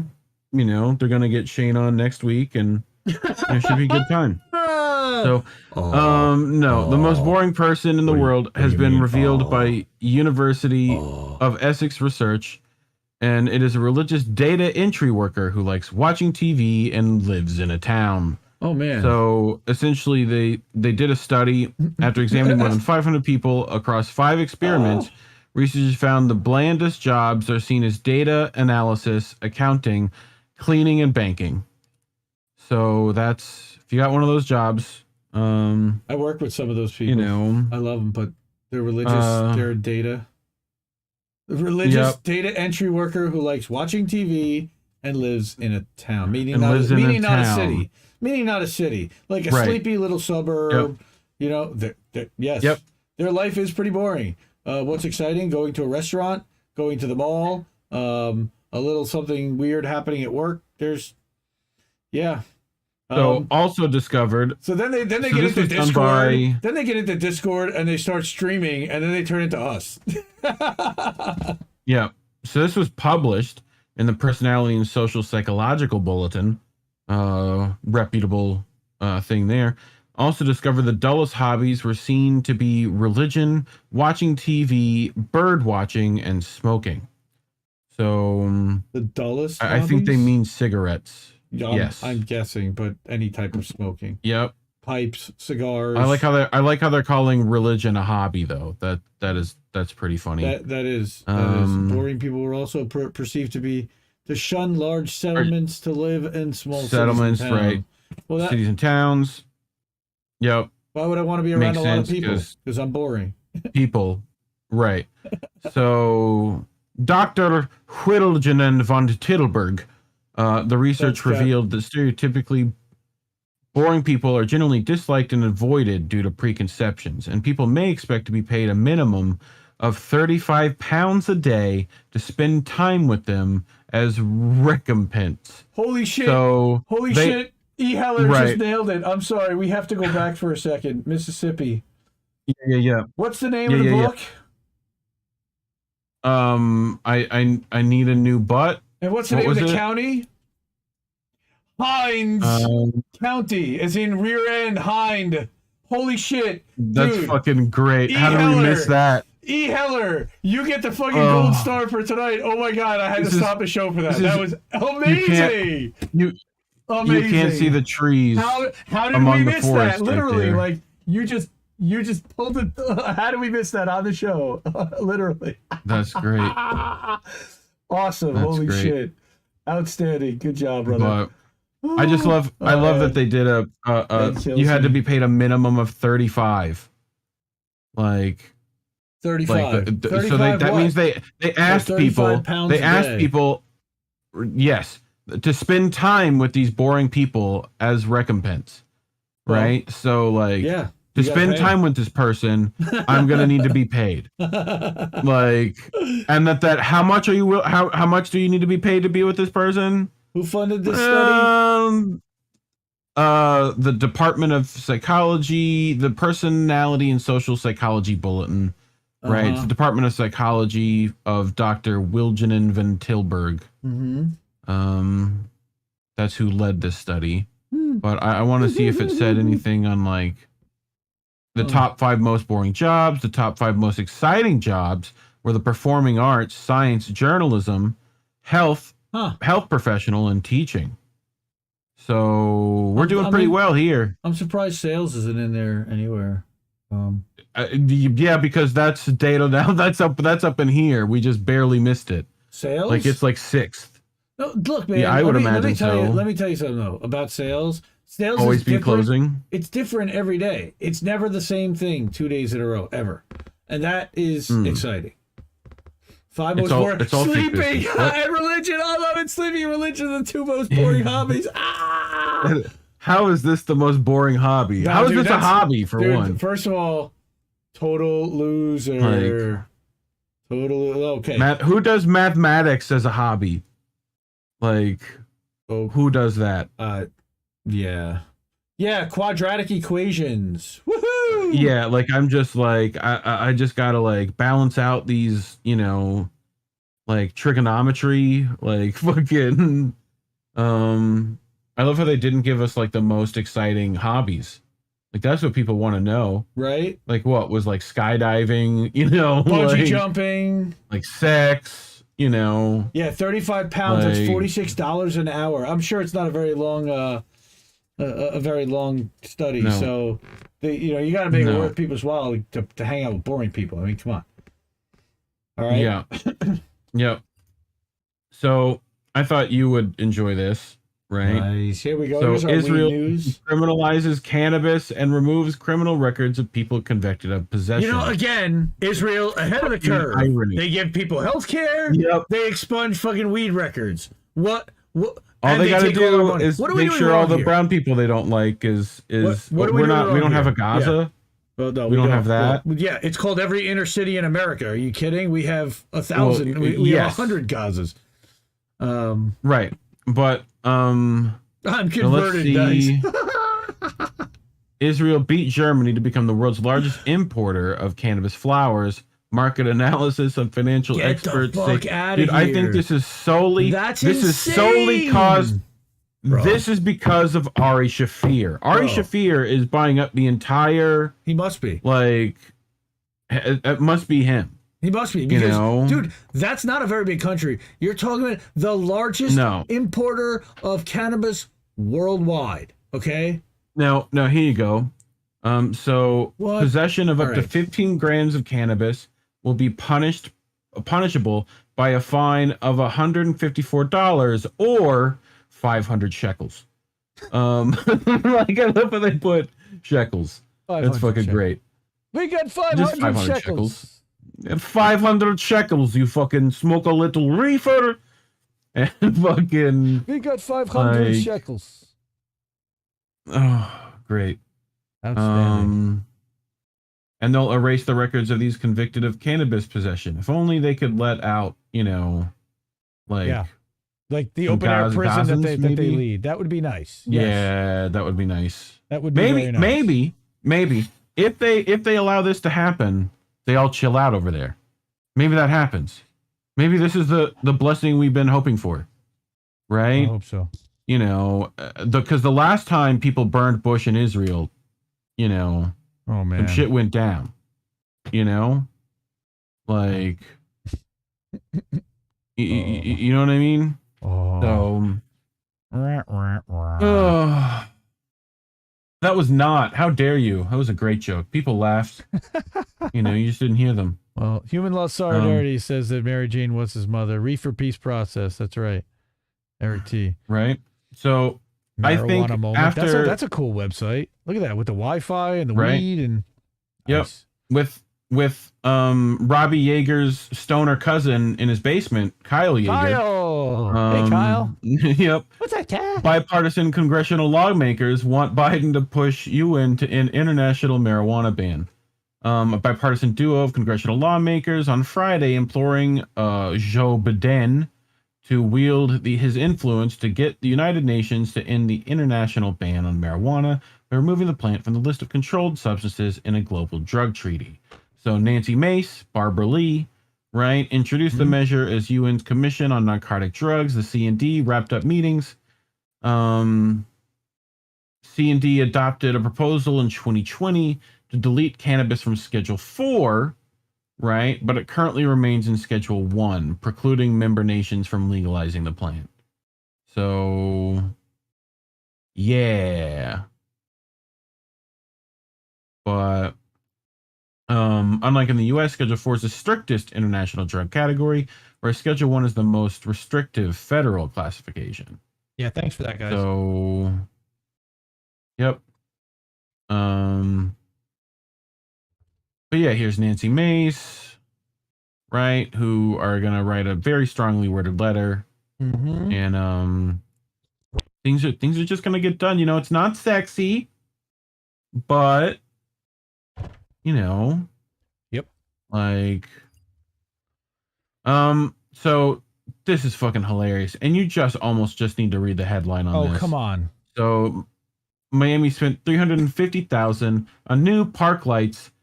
The park closes at sundown. Well, so I know that sounds really funny. Yes. It does. It really does. Yep. However, you can't have a completely dark park at night. God only knows what would happen there. What do you mean? Are you kidding? If it's closed at night, well, how do you know that nobody's going to be in there? It's closed, bro. This is Miami. They're going to have to swim. It looks like, dude. This is Miami. Like, yes, but like, dude, it's just open it up at night. Then, well, why would you close it? Well, because then you need to actually have like police monitoring and all kinds of other okay. nonsense. And they close all parks at night. They could stand on the end of the pier. All the public parks close at night. You know why? Because the homeless people would camp out there. That's why. Right. God forbid we give them a spot to. Right. Yeah, that's out of the way of everybody else. Right. In public locations, and maybe you just help keep the park clean, and probably maybe never get rid of them. Get those people in. Right. It would become a permanent no, you can. encampment.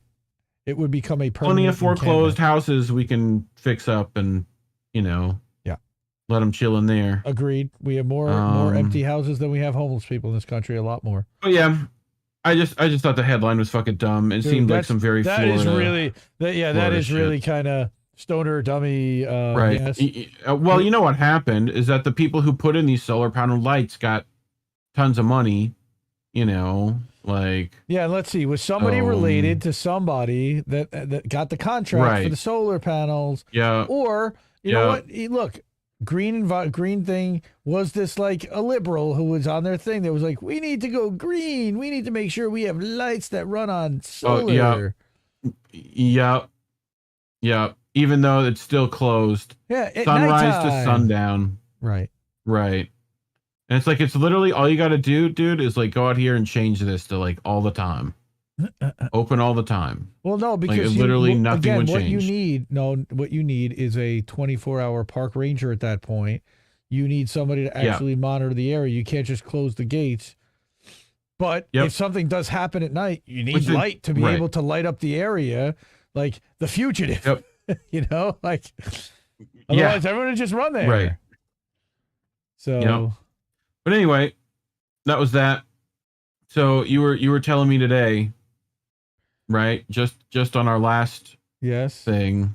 Yes. Right? That it's been killing me. Yes. Right? One taught me love, dab. one taught me patience, and one taught me pain. Oh, the pain. Like the pain of the dab. The dab. It hurts so good. And like My two favorite hobbies are smoking a shitload of weed. The tiniest little microbe of dab will get Yeah. people so immediately, like me, just like one, like it immediately gets you high. Like that's what's nice about it, is that it's like it's not you can moderate it so it's not a ridiculous fucking high. That's an abandoned dog for sure. It's like yep. Love it. But yeah, like it's just immediate. So it's like instead of like sometimes you got to smoke a little bit to like, you know, right to the dome. Takes you 15 minutes before you're. But it just I just thought of you when I saw this. Hurry up, we have to leave. Me, I'm busy. Yep. I'm done. I'm in the party. Oh, like, shit. What, I don't know what you're talking about. Shh. When your homie sparks up some long bottom leaf. What? Huh? What? Who goes there? Huh? Ooh. Fucking, yeah, some long bottom leaf, baby. Photo. How dang. I smell something. So speaking of the Lord of the Rings, you want a conspiracy theory? Well, I'll give you a conspiracy theory. Oh God. So this is theorizing that the Lord of the Rings is the same story as Teletubbies. You got the holes, you got the little hobbiting holes, right? You got the Fellowship, you got the Teletubbies, and you got the all-seeing eye and the baby. And the baby. The baby is the all-seeing eye. Oh my God. My mother loved that fucking baby. That was her favorite part of the show. Was the fucking baby. I was never a Teletubby guy, thankfully. I hated the baby. A little old for that. Fuck that baby. No. Like, fuck you. Not cool. We don't like you, baby. Okay. We'll start with a little early dad zone. Oh boy. You ready? Oh. Is that a baby helicopter? Oh, no. Yes, it is. Yes, it is. Is that Dragonfly? Dragonfly? Is a baby helicopter. That's Dragonfly. No, it's a baby helicopter. What? It is a baby helicopter. It's a drone? It's a baby helicopter. Okay. No, it's just. I'm just saying. Oh, okay. What is that? Yes, it's a baby helicopter. He's definitely. It's a baby helicopter. It is a good guess. It is a good guess. Santa Claus. It's a great guess. It's a great guess. It is a tadpole. Oh, yep. Come on, baby. We could do it. We gotta get Formula One. We gotta do it. It up. Oh my God. Go fast, kid. With the diaper hanging out. I love it. I love it. I love that shit. Are they twins? They must be twins. They're wearing the same outfit. You got two of them. I saw a second one. They multiply. Like babies, kids. They don't die. They multiply. Fred, yep, just as I thought. No rechargeable battery like a Tesla, just basic Fred Flintstone kinetic energy. That's right. You foot powered. That's right. Oh boy. Oh, you're gonna be about to this level. Oh no. You're almost here. Soon.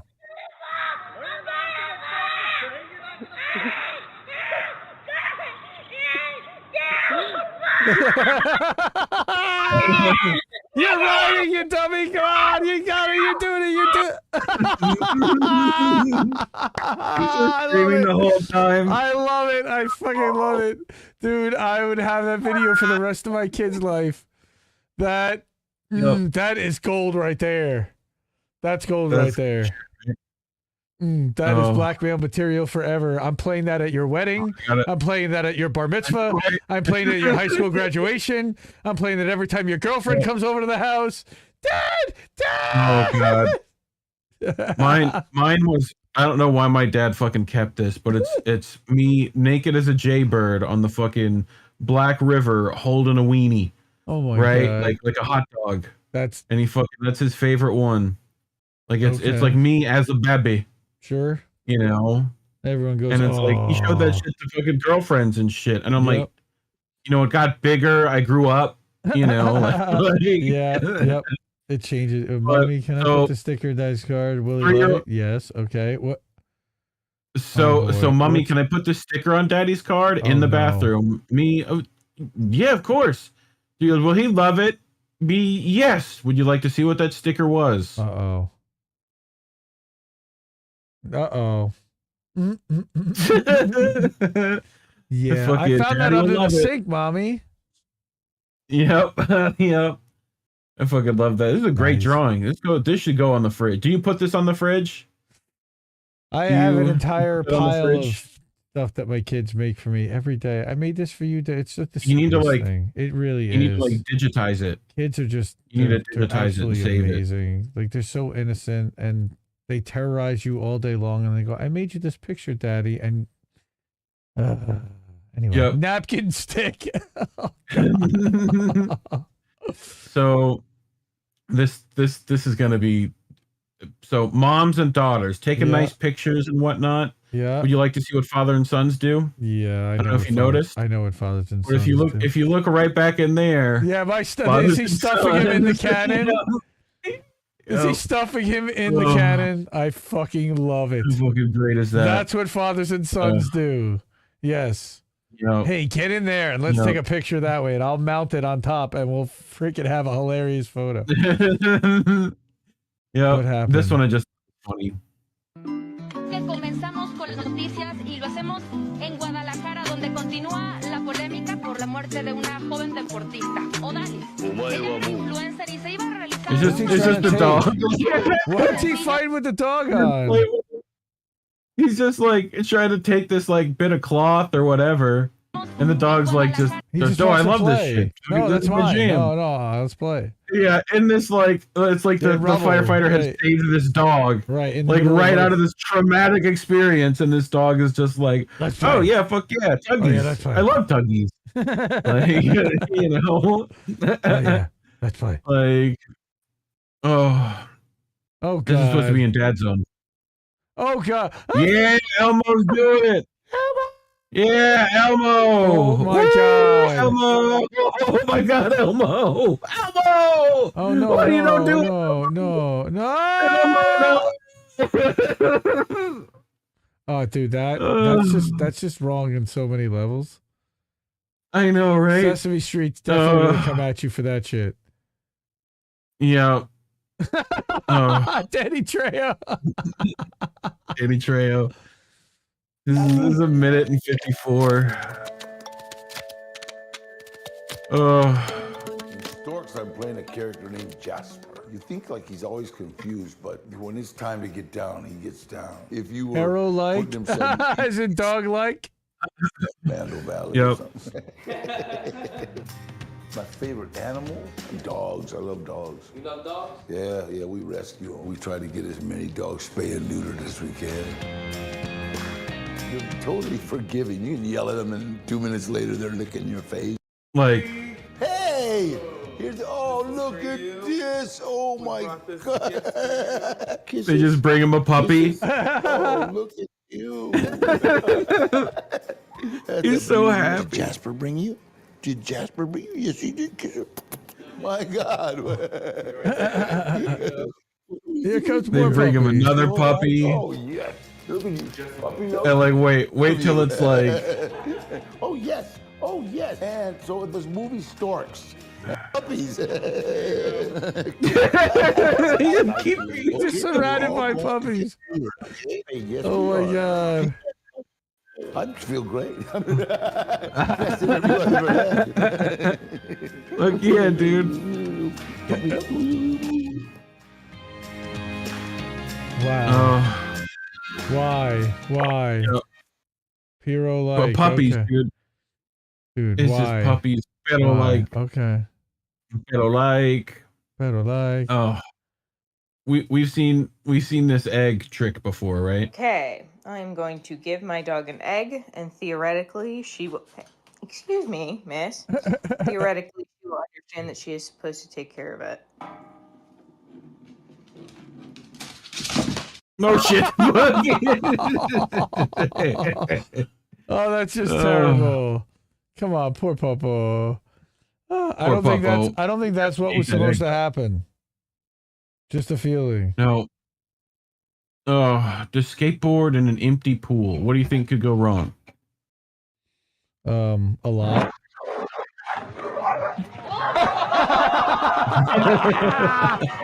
Bro, that's legend. That is Got it. legend. Nice. Worth it. Skateboard. Now does he get on the board? He's trying to get on the board. I hope he drops in. He's trying to drop in. That's what it looked like. Hits that special meter up. Bro, that's the Shaun White of pups right there. That's it right there. Damn, Tony Hawk. Tony Pup. Oh, Tony Pup. Okay, Cat's love. Fuck you. Oh my God. Why have you done this? This is a terrible thing. Look at the face. Why are you filming this? Oh, I don't like you right now. Oh my How to God. This unclog your walls thing, with a wall snake. What can possibly go ahí va.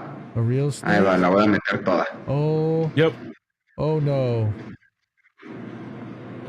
Ya está. Danger noodle. Ya está, ahí va al final. Ok, con esto ya se soluciona el problema.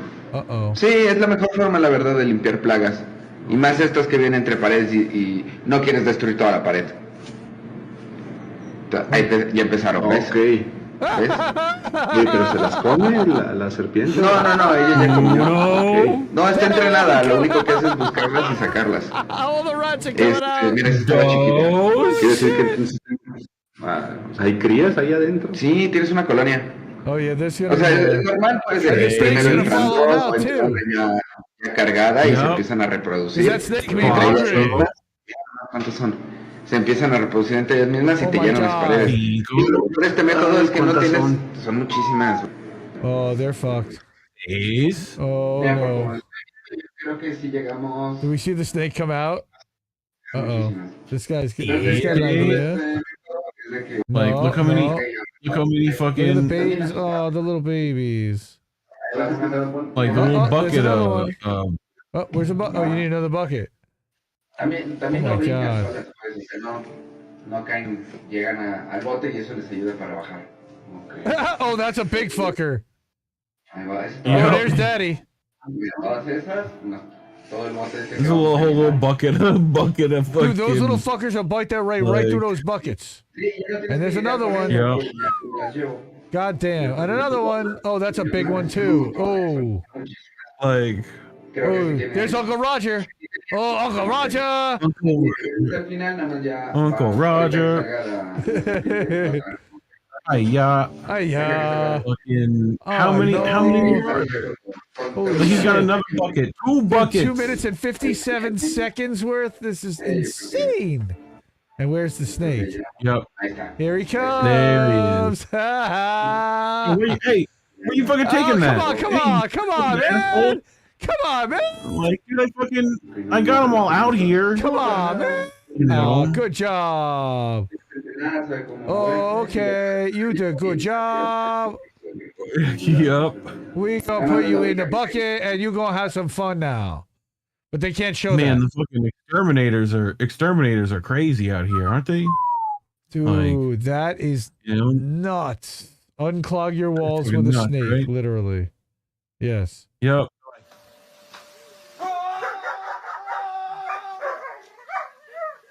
That's how it's supposed to go, right?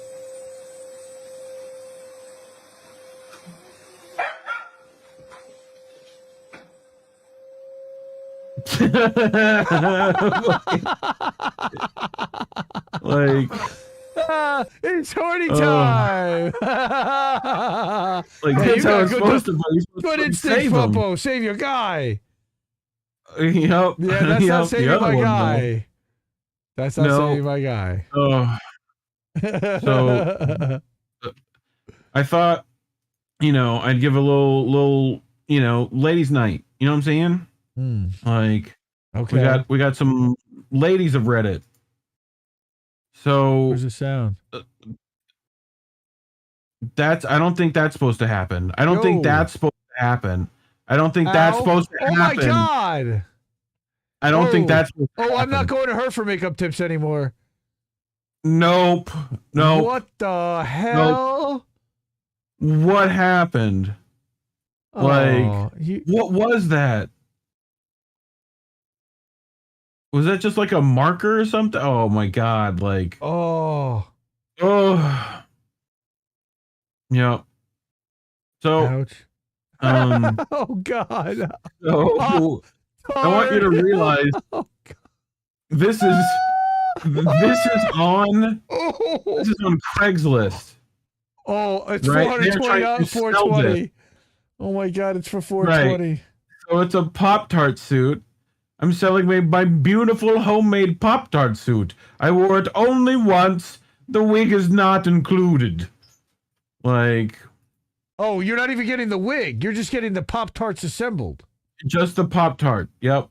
That's it. Yeah, I don't like that deal. No. So here's another crazy makeup tutorial. Right?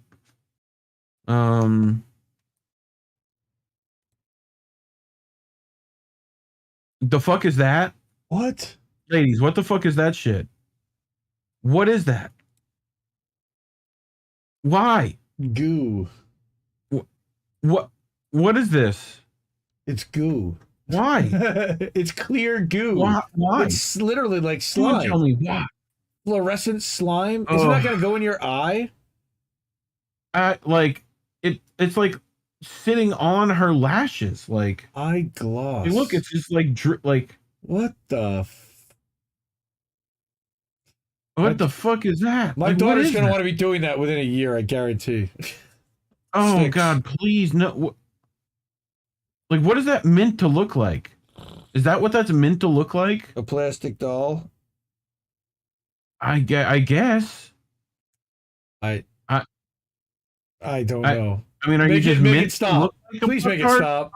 Like, please make it okay. stop. It's a little disturbing. It is. Okay. So, look at this. This thing's great. All right.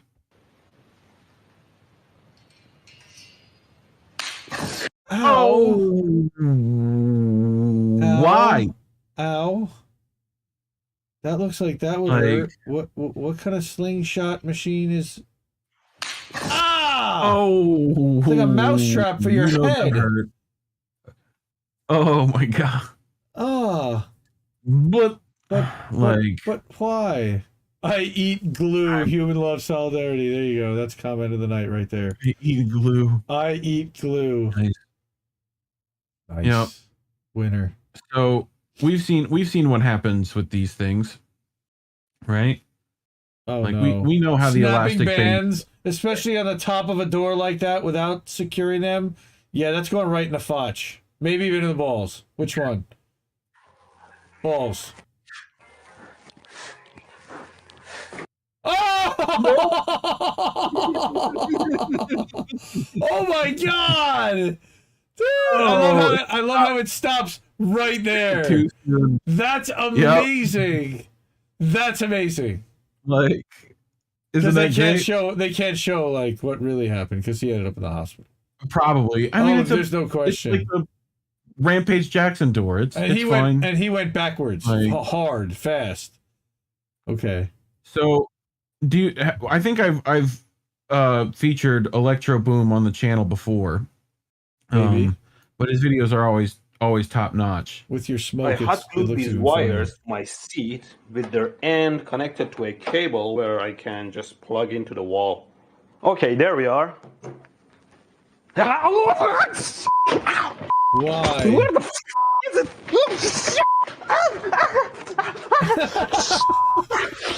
Oh, God. The whole seat is that little bit at the end. He still doesn't realize. Oh. No. Yeah, try to get flame retardant pants next time, bro. Yeah, those looked like they must have been. No, they definitely were not. You know. So, bet in chat for what might happen here. What do you think is going to happen on this one? Is he riding a bicycle up the ramp?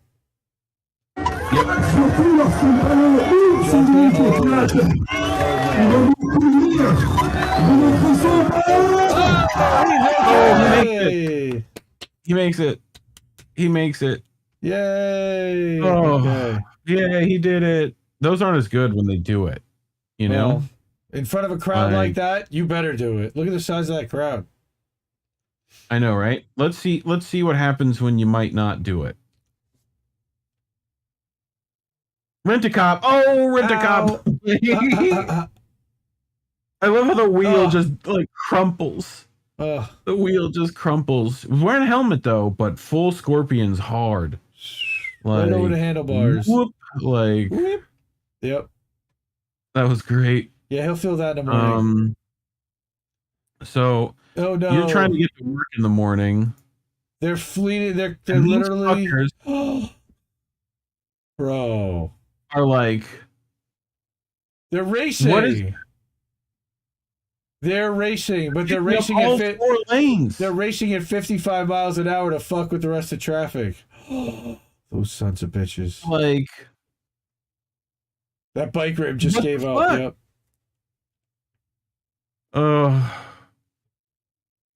Like I don't get, like, is this a stunt? Like what? You know, that couldn't have been a coinky dink. Wow, no. You know? Oh, that was definitely not a coinky dink. But I like how you're on Facebook. What? Yes, you see that I'm on Facebook. Actually, I'm looking. I was gonna look at the stream on INN, see what it looks like. Right. As you have the So here we go. Nobody can see me. We got. So this is probably not a Did you drop a shoe? great amount of time. You right, dropped and then a like shoe. went back. So like he loses his shoe, he gets his shoe, goes back over, puts to the shoe middle, on the gets rail, shoe, walks over, and then tries to like nonchalant. Oh god. And the fucking that bit. What? Why? The guy fucking is like, you stupid motherfucker. Why? Like, but I wish why? I knew, man. I wish I knew. I wish I knew. Damn. They're called morons. Yes, they are. Here we go. Oh, it's gonna get you. Oh god, it got you. And it's fucking like, they're never gonna get that to stop now. They just have to let it run out of gas. Like, you know, it's gonna fucking come for the whole town, you know. But like, it's like, go get the guns. Like, we need them. So I want to know how people feel about this one. You know, this one's going to be interesting for people. So okay, there's a lot going on with this clip. There. Yep. Okay. Wait, what? Wait, what? Whoa! Oh God! All right. I can't. It's almost what is that?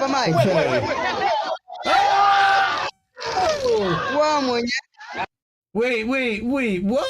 What kind of fucking voodoo magic is that? Oh, that's this so is like disgusting. This is one of the oldest magic tricks in the world, if I'm not mistaken. I know. This is how dudes swallow goldfish, stuff like that. What? Wait, we need a Jimmy soundbite for this one. Wait. Yeah, it's underneath these. I gotta go here and then move this so I can have these. Oh, that sucks. I hate when it did. There it goes. Hold on. Control Win X. Control Windows key X. That's supposed to move it to another monitor. God, why is it dumb? Because you're live or something. I don't know. Anyway. Probably. We don't need it. I don't even see where it went. Fuck is I'll do it for I don't know. Jimmy. Yep. Cut and paste. Oh my! Did you know Kansas City welcomes 25. You're just gonna skip past that, like we didn't just see that. Like that dude didn't just throw up a shower on himself. Yes. Yeah. That's just it's normal, dude. What do you mean? Okay. All right, we're gonna let it go. Next. We're gonna let it go. If you want to read that one for me. Do you know Kansas City welcomes 25 million visitors? Yeah, that's a spelling error. Yep. And that's right in their travel and tourism window. Oh, somebody's getting fired for that. If you're in the Kansas City area. That's gonna hurt your butt. That's gonna hurt your butt. What's that? What's that? I need a new butt. What was the book? Yeah. Yep. This is from Kansas City. Oh my word. So these are some construction fails. That's an extra special typo, is right. Yep. Okay. These are a doozy.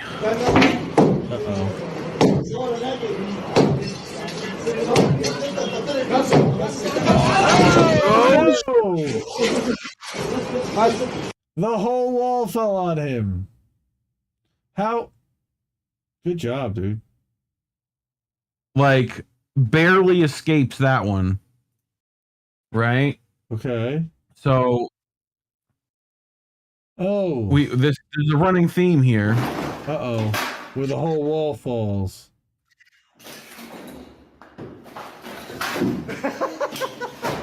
Whoa, together. No shit. Shit. Wow. Wow, I was 3 seconds from being crushed. Yep. Not today, Jeff. That was not today. That was a hospital visit waiting to happen. Yep. So what the hell is going on here? What do you think is going to happen here? She's gonna. Do you have any guesses? She's gonna lift up her leg and he's gonna get hit in the nuts. Okay. That's an interesting guess. I don't think you would have guessed this. Let's make the sound is up and action.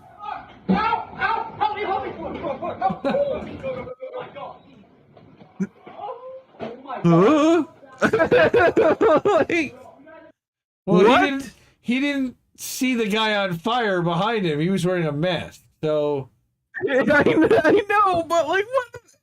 Everybody got up and ran. That was a lot of fire on one dude.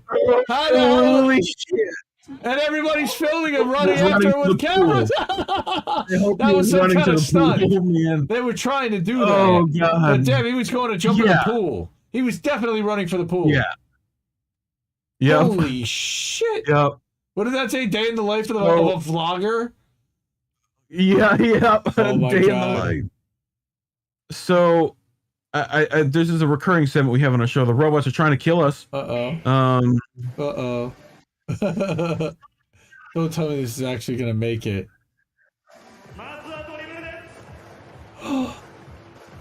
Oh.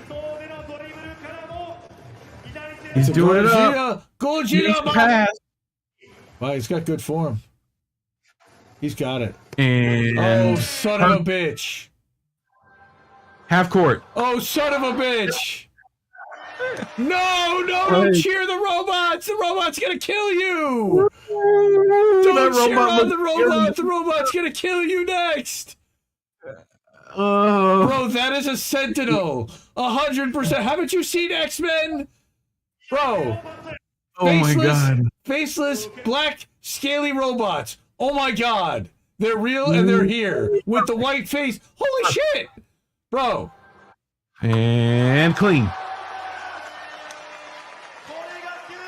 We're all gonna die. That face is the face of fucking the dragon.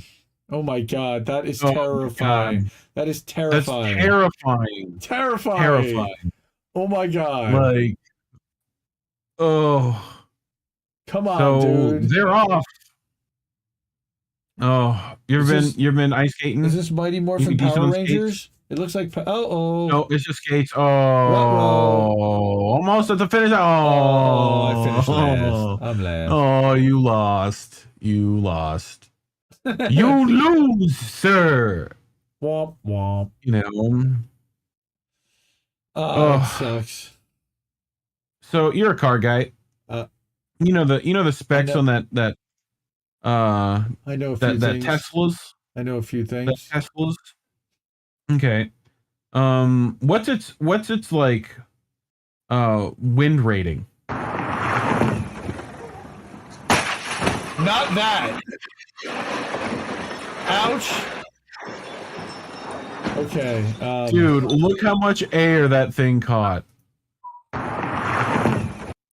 Is that a Tesla? And oh my God, that's over another that's car. That's when he knew he fucked up. Dun, dun, Like, dun, dun, dun, dun, dun. Dude,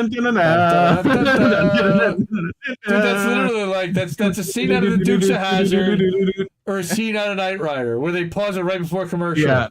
Bro, that's Right. insane. Oh. But they never show you this part. They never show you the after. Yeah. That's definitely what the Dukes of Hazzard cars look like. They definitely trashed the Dukes of Hazzard cars doing those. Oh Blues my Brothers, God. for sure. Yep. Those were like egregious too, because like they did those on purpose like that, where it was like it cuts like right after it's like completely vertical, you know, like. So, were you a fan of Evil Knievel growing up? Do you have one of those little toys? Sure. Little Evil Knievel toy? Sure. Okay. I don't Wow. I think you cleared the ramp and then back some. there. I think you, but the ramp's back there, dog. The shit. ramp. Blah. Damn, wow. Oh. At least he's wearing a full face, but still, that is going to Almost hurt hit in the this morning. fucking pole. Like he almost hit the fucking electrical fucking lines. Like what the fuck? That is going to hurt in the morning. And probably the morning after. Damn. Yep. Holy The slow-mo moly. on that was definitely needed. Oh. ATVs. Yep. We like ATVs. Similar problems. Yeah, that's it right there. Come on, show me some. Oh, Lord. Oh, Lord. You done got his stuff, Junebug. Help out, Junebug. He ain't giving it enough power. I don't want to be anywhere near that when he guns it. Yeah. He's getting it with a face full of freaking mud. Like it's a little Barbie movie. He ain't gonna get up that damn heel like that. Yeah, that's it right there. All right. That's y'all all right with me, Junebug. That's all right. What Pee-wee is. Oh, he got Pee-wee. Oh, Lord. Slow down, Pee-wee. Oh, no. Oh, Pee-wee. Come on. Oh, Pee-wee. Pee-wee. Dude, you're fucking Pee-wee, up the party, Pee-wee. Slow it down, Pee-wee. Pee-wee. Oh, no. Pee-wee. Somebody call 911. Need an ambulance. We're gonna need an ambulance. Oh, Lord, we're gonna need an ambulance. Oh, I'm so sorry, Pee-wee. Ouch. Pee-wee's all right. Pee-wee will be fine. You know? Add weight to the trunk before jumping in the creek. That's right, E-Heller. For sure. Holy crap. So Uh-oh. we're gonna have to get used to this as the icebergs melt. Oh no. The whole thing just disappears on them. It's floating away. I would start getting off that. It's God. moving. Oh no. Oh Lord. Oh Lord. Oh my. You'll know like Titanic about like how the things are like. Did he turn around? Oh, they better turn around. Underneath. Guys! Hey guys! Guys. They're just like, bye, see ya. You know. Well. And okay. Oh, you just had an iceberg land on you. Oh my. Like look at how close. Look at how close. Look at how fucking close. Oh my god. Like. And look at how big the sea ice was underneath. And like it like pushed him out of the way. Oh, it like sure did. displaced him. Oh yeah. Everything in its wake. He was very lucky. Oh my lord. Oh my god. Oh Don't boy. fuck with that shit. I saw another one that I couldn't even fucking pull up that was like an ice sheet coming down and a boat just being like, oh shit, like just fucking driving away from the wave it made. It was like, you know. But anyway, this is the last one for tonight. Okay. You know. Figured we'd end with a fucking with a big one. This you know. definitely looks like, is this whole thing gonna come? It looks like it's all gonna come down. I think it's I mean I think we need a full implosion. But like one swing. Like look, we got one of these wrecking balls. Like this is every fucking kid wants to see this right here. And bing. Just that one. Wow. And there goes the Rust level on Call of Duty. Ooh. You know? And what even is that? What is that? It looks like an oil derrick or some kind of a rig. Must be to build an oil. Like it looks like, you know, look, there's a thing drilling from underneath. There's a chute and bip. Just that one little one. It doesn't even look like it's gonna do shit. Nope. You know. Oh, I'm gonna knock your ass over. Bye. They used to do them for when like nuclear silo demos and stuff. There's a guy who like animates. Dude, E. Heller fucking had it. E. Heller got me. You know? Empire Strikes Back. That's exactly what I was going to. Was AT-ATs. AT-ATs. Yeah. The sound for an AT-AT. Yeah, that's that makes exactly sense. what it sounded like, and exactly what it looked like was when they fell over, like that. Boom, boom, boom. Well, it's like I want someone to put like a little dude with like little googly eyes and some arms as it goes down, being like, no, you know, like it's such a dramatic, like, oh god, why? And ends up in a big pile of poop. You know, I don't want the contract to scrap metal that, but somebody's got it. No, somebody's got it. Let's go back. Oh, to you and me. Icy dice. All right. Well, that was another one, a fun one. Some stories we definitely did not see anywhere else really covered around. And some fun brain bleach, which we always like to have. And so if follow us on Twitch, you see the follower thing up there, 74 out of 80. That's our goal right now to 80. And once we get to 80, we'll bump it up to 100. Hook us up on Ko-fi. Definitely need some coffee. I did not have any for the show and could definitely use a cup now. Gonna go take some rips and have some fun after the show, even though Reese's been smoking this whole time. I don't get a chance to. So now it's time for Indy to go cut loose after we did some stories, some news. This was our first live cast on Telegram, so we're pretty excited about that. Hopefully anyone who was watching on Telegram, hey, how are you? Thanks for checking it out if you did. Odyssey, subscribe to all the stuff. Reef's gonna have another Reefer After Dark probably Friday, Wednesday night. Okay, so Tuesday I'm gonna be on Misty at 4 p.m. Eastern on TNT Radio. There'll be links I'll be putting up, I'm sure, sharing it on my Twitter at IndieLeftNews. Let me go to Twitter's and let's see if that actually works. No, it doesn't work. Okay, the button didn't work. Button doesn't work. Okay, so at IndieLeftNews. So then Wednesday, we are going to do an IndieNews.Network stream. We're shooting for 9:30 p.m. Eastern time. Same bat time, same bat channel. And we'll see how many INN members show up. So far, I had Angel and Chris and Warren and Lucy and maybe Noli, who's here in chat. I think I might have something to show off. If I can set this up right. Hold on. Nice. How do I make it to where? And I invited a special guest to join us on the stream. I don't know if he's going to be able to join us or not, but Jesse Jett is invited to attend. On your virtual webcam. Yes. Do you mind setting it to where you're Big Bird? Sure. There we go. And then if you go back to the boats, just the two of us. Boats, just the two of us? What do you mean? Big. Yep. I mean like that? And then if I go here, which it has nameplates that aren't the ones that I need right now. Of course. This and this. Noli's the best. We love Noli D. Shout out to Noli D. Go and support Noli. Noli's trying to win a contest for her artwork and if she wins, it's for $25,000. It's pinned on her Twitter. Go to @AJ No Way, AJANDNOWAY. I'll put that in chat. And then go to her pin link in there. AJANDNOWAY, AJN No Way, HTTPS:// I can't type right now because it's late. But yeah, go hook her up. Put us in the wrong spots. All you have to do, you can sign up for free.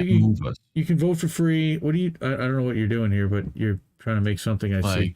Yeah. Then he's putting a little INN thing I see in there. Well, I'm on INN channel. So yeah, activism, cop watch, First Amendment, Second. Yeah, that's her. She's amazing. Hey, look at that. We got an INN thing, but of course I'm backwards on the INN. No, I see I'm forwards. Nice. You're not even in good. it. Yeah. Cool. But this is for INN News coming soon. Not sure the specifics yet, but we've been working on this for a minute. I think I can even make this full screen. Trying to put the bird in there, which isn't working. But like this is, what it's gonna look like. How INN will look pretty much. Like I'll be able to put any two people in the chat from INN, and we'll cover. It'll be an hour long. Hopefully Wednesdays. That'll I'm start not happening. there at all. I'm just at. It's can funny. be. It's You you remember inside INN, you, inside so- you, inside you right now. Is my point. Yep. Yep. But you're in the corner. I would have flipped it, but it didn't let me do that It's easy. all good, dude. I'm just giving you a hard time. But anyway, so anyway, let's go back to you and me. Yep, that's going to be what INN, Indie News Network News is going to look like. INN News. And we're going to have a lot of the INN members will guest host, and Reef will do some hosting. I'll do some hosting. Everyone will kind of rotate around, and it'll be a good outlet for everyone to. Yep. And then we're going to still be doing. It'll be good. Friends of Indie Left. There'll be another one coming up soon, probably in about 2 weeks. I've been trying to do that every 2 And weeks. we'll do that at like an earlier time. What do you think? Like around like 6, maybe even 8, something that's like. Well, you're gonna have to do that without me, if so, or I'm gonna have to schedule that without the kids, because that's dinner time and kid time. But might be sure, a day that we make. Yep. There's Noli's link. But whatever, we can work on it. Everybody go to Noli's Twitter page, go to her shared link, go to her pinned link. You just go give a free one. You get a free one a day with a Facebook account. You get a free vote. Like, if people can remember to like go back tomorrow and do it again, that'd be dope too. Yep. You can vote once a day. So again, try to get that hook up. Follow us on all the stuff. Clip channel. For How Do We Miss That on Rumble. I think I need to get the last few clips up there recently, but of course we have the playlists on YouTube. We're on Facebook. We're on, of course, Odyssey. Hopefully soon we'll be looking at Rockfin. That's our next goal. I know Lucy Blue and Red Wine's talking about Rockfin. A bunch of us, Rob Durden's already on there. Savage Joy's on there. Kit Cabela, who we were talking about last week, who we were talking about last night, he's on there. So hopefully we'll be on there soon. Yeah. When are you doing Misty's thing? Tuesday. That's Tuesday. Tuesday, right? And then Wednesday we got the network thing. Thursday, That's Extra on, Booyah with Warren, Uncle Warren. Friday is Reef Show. And then Sunday we're right back here. So we're going to have a really busy week. Everybody hang around and follow on the Twitter. Follow INN at Get Indie News on Twitter. And yeah, we'll see you next weekend. Thanks everybody for hanging out. It was a really good time. Appreciate you all being here and your friendship. And we will see you all next week. Go ahead, Reef. Listen to what little birds have to tell you.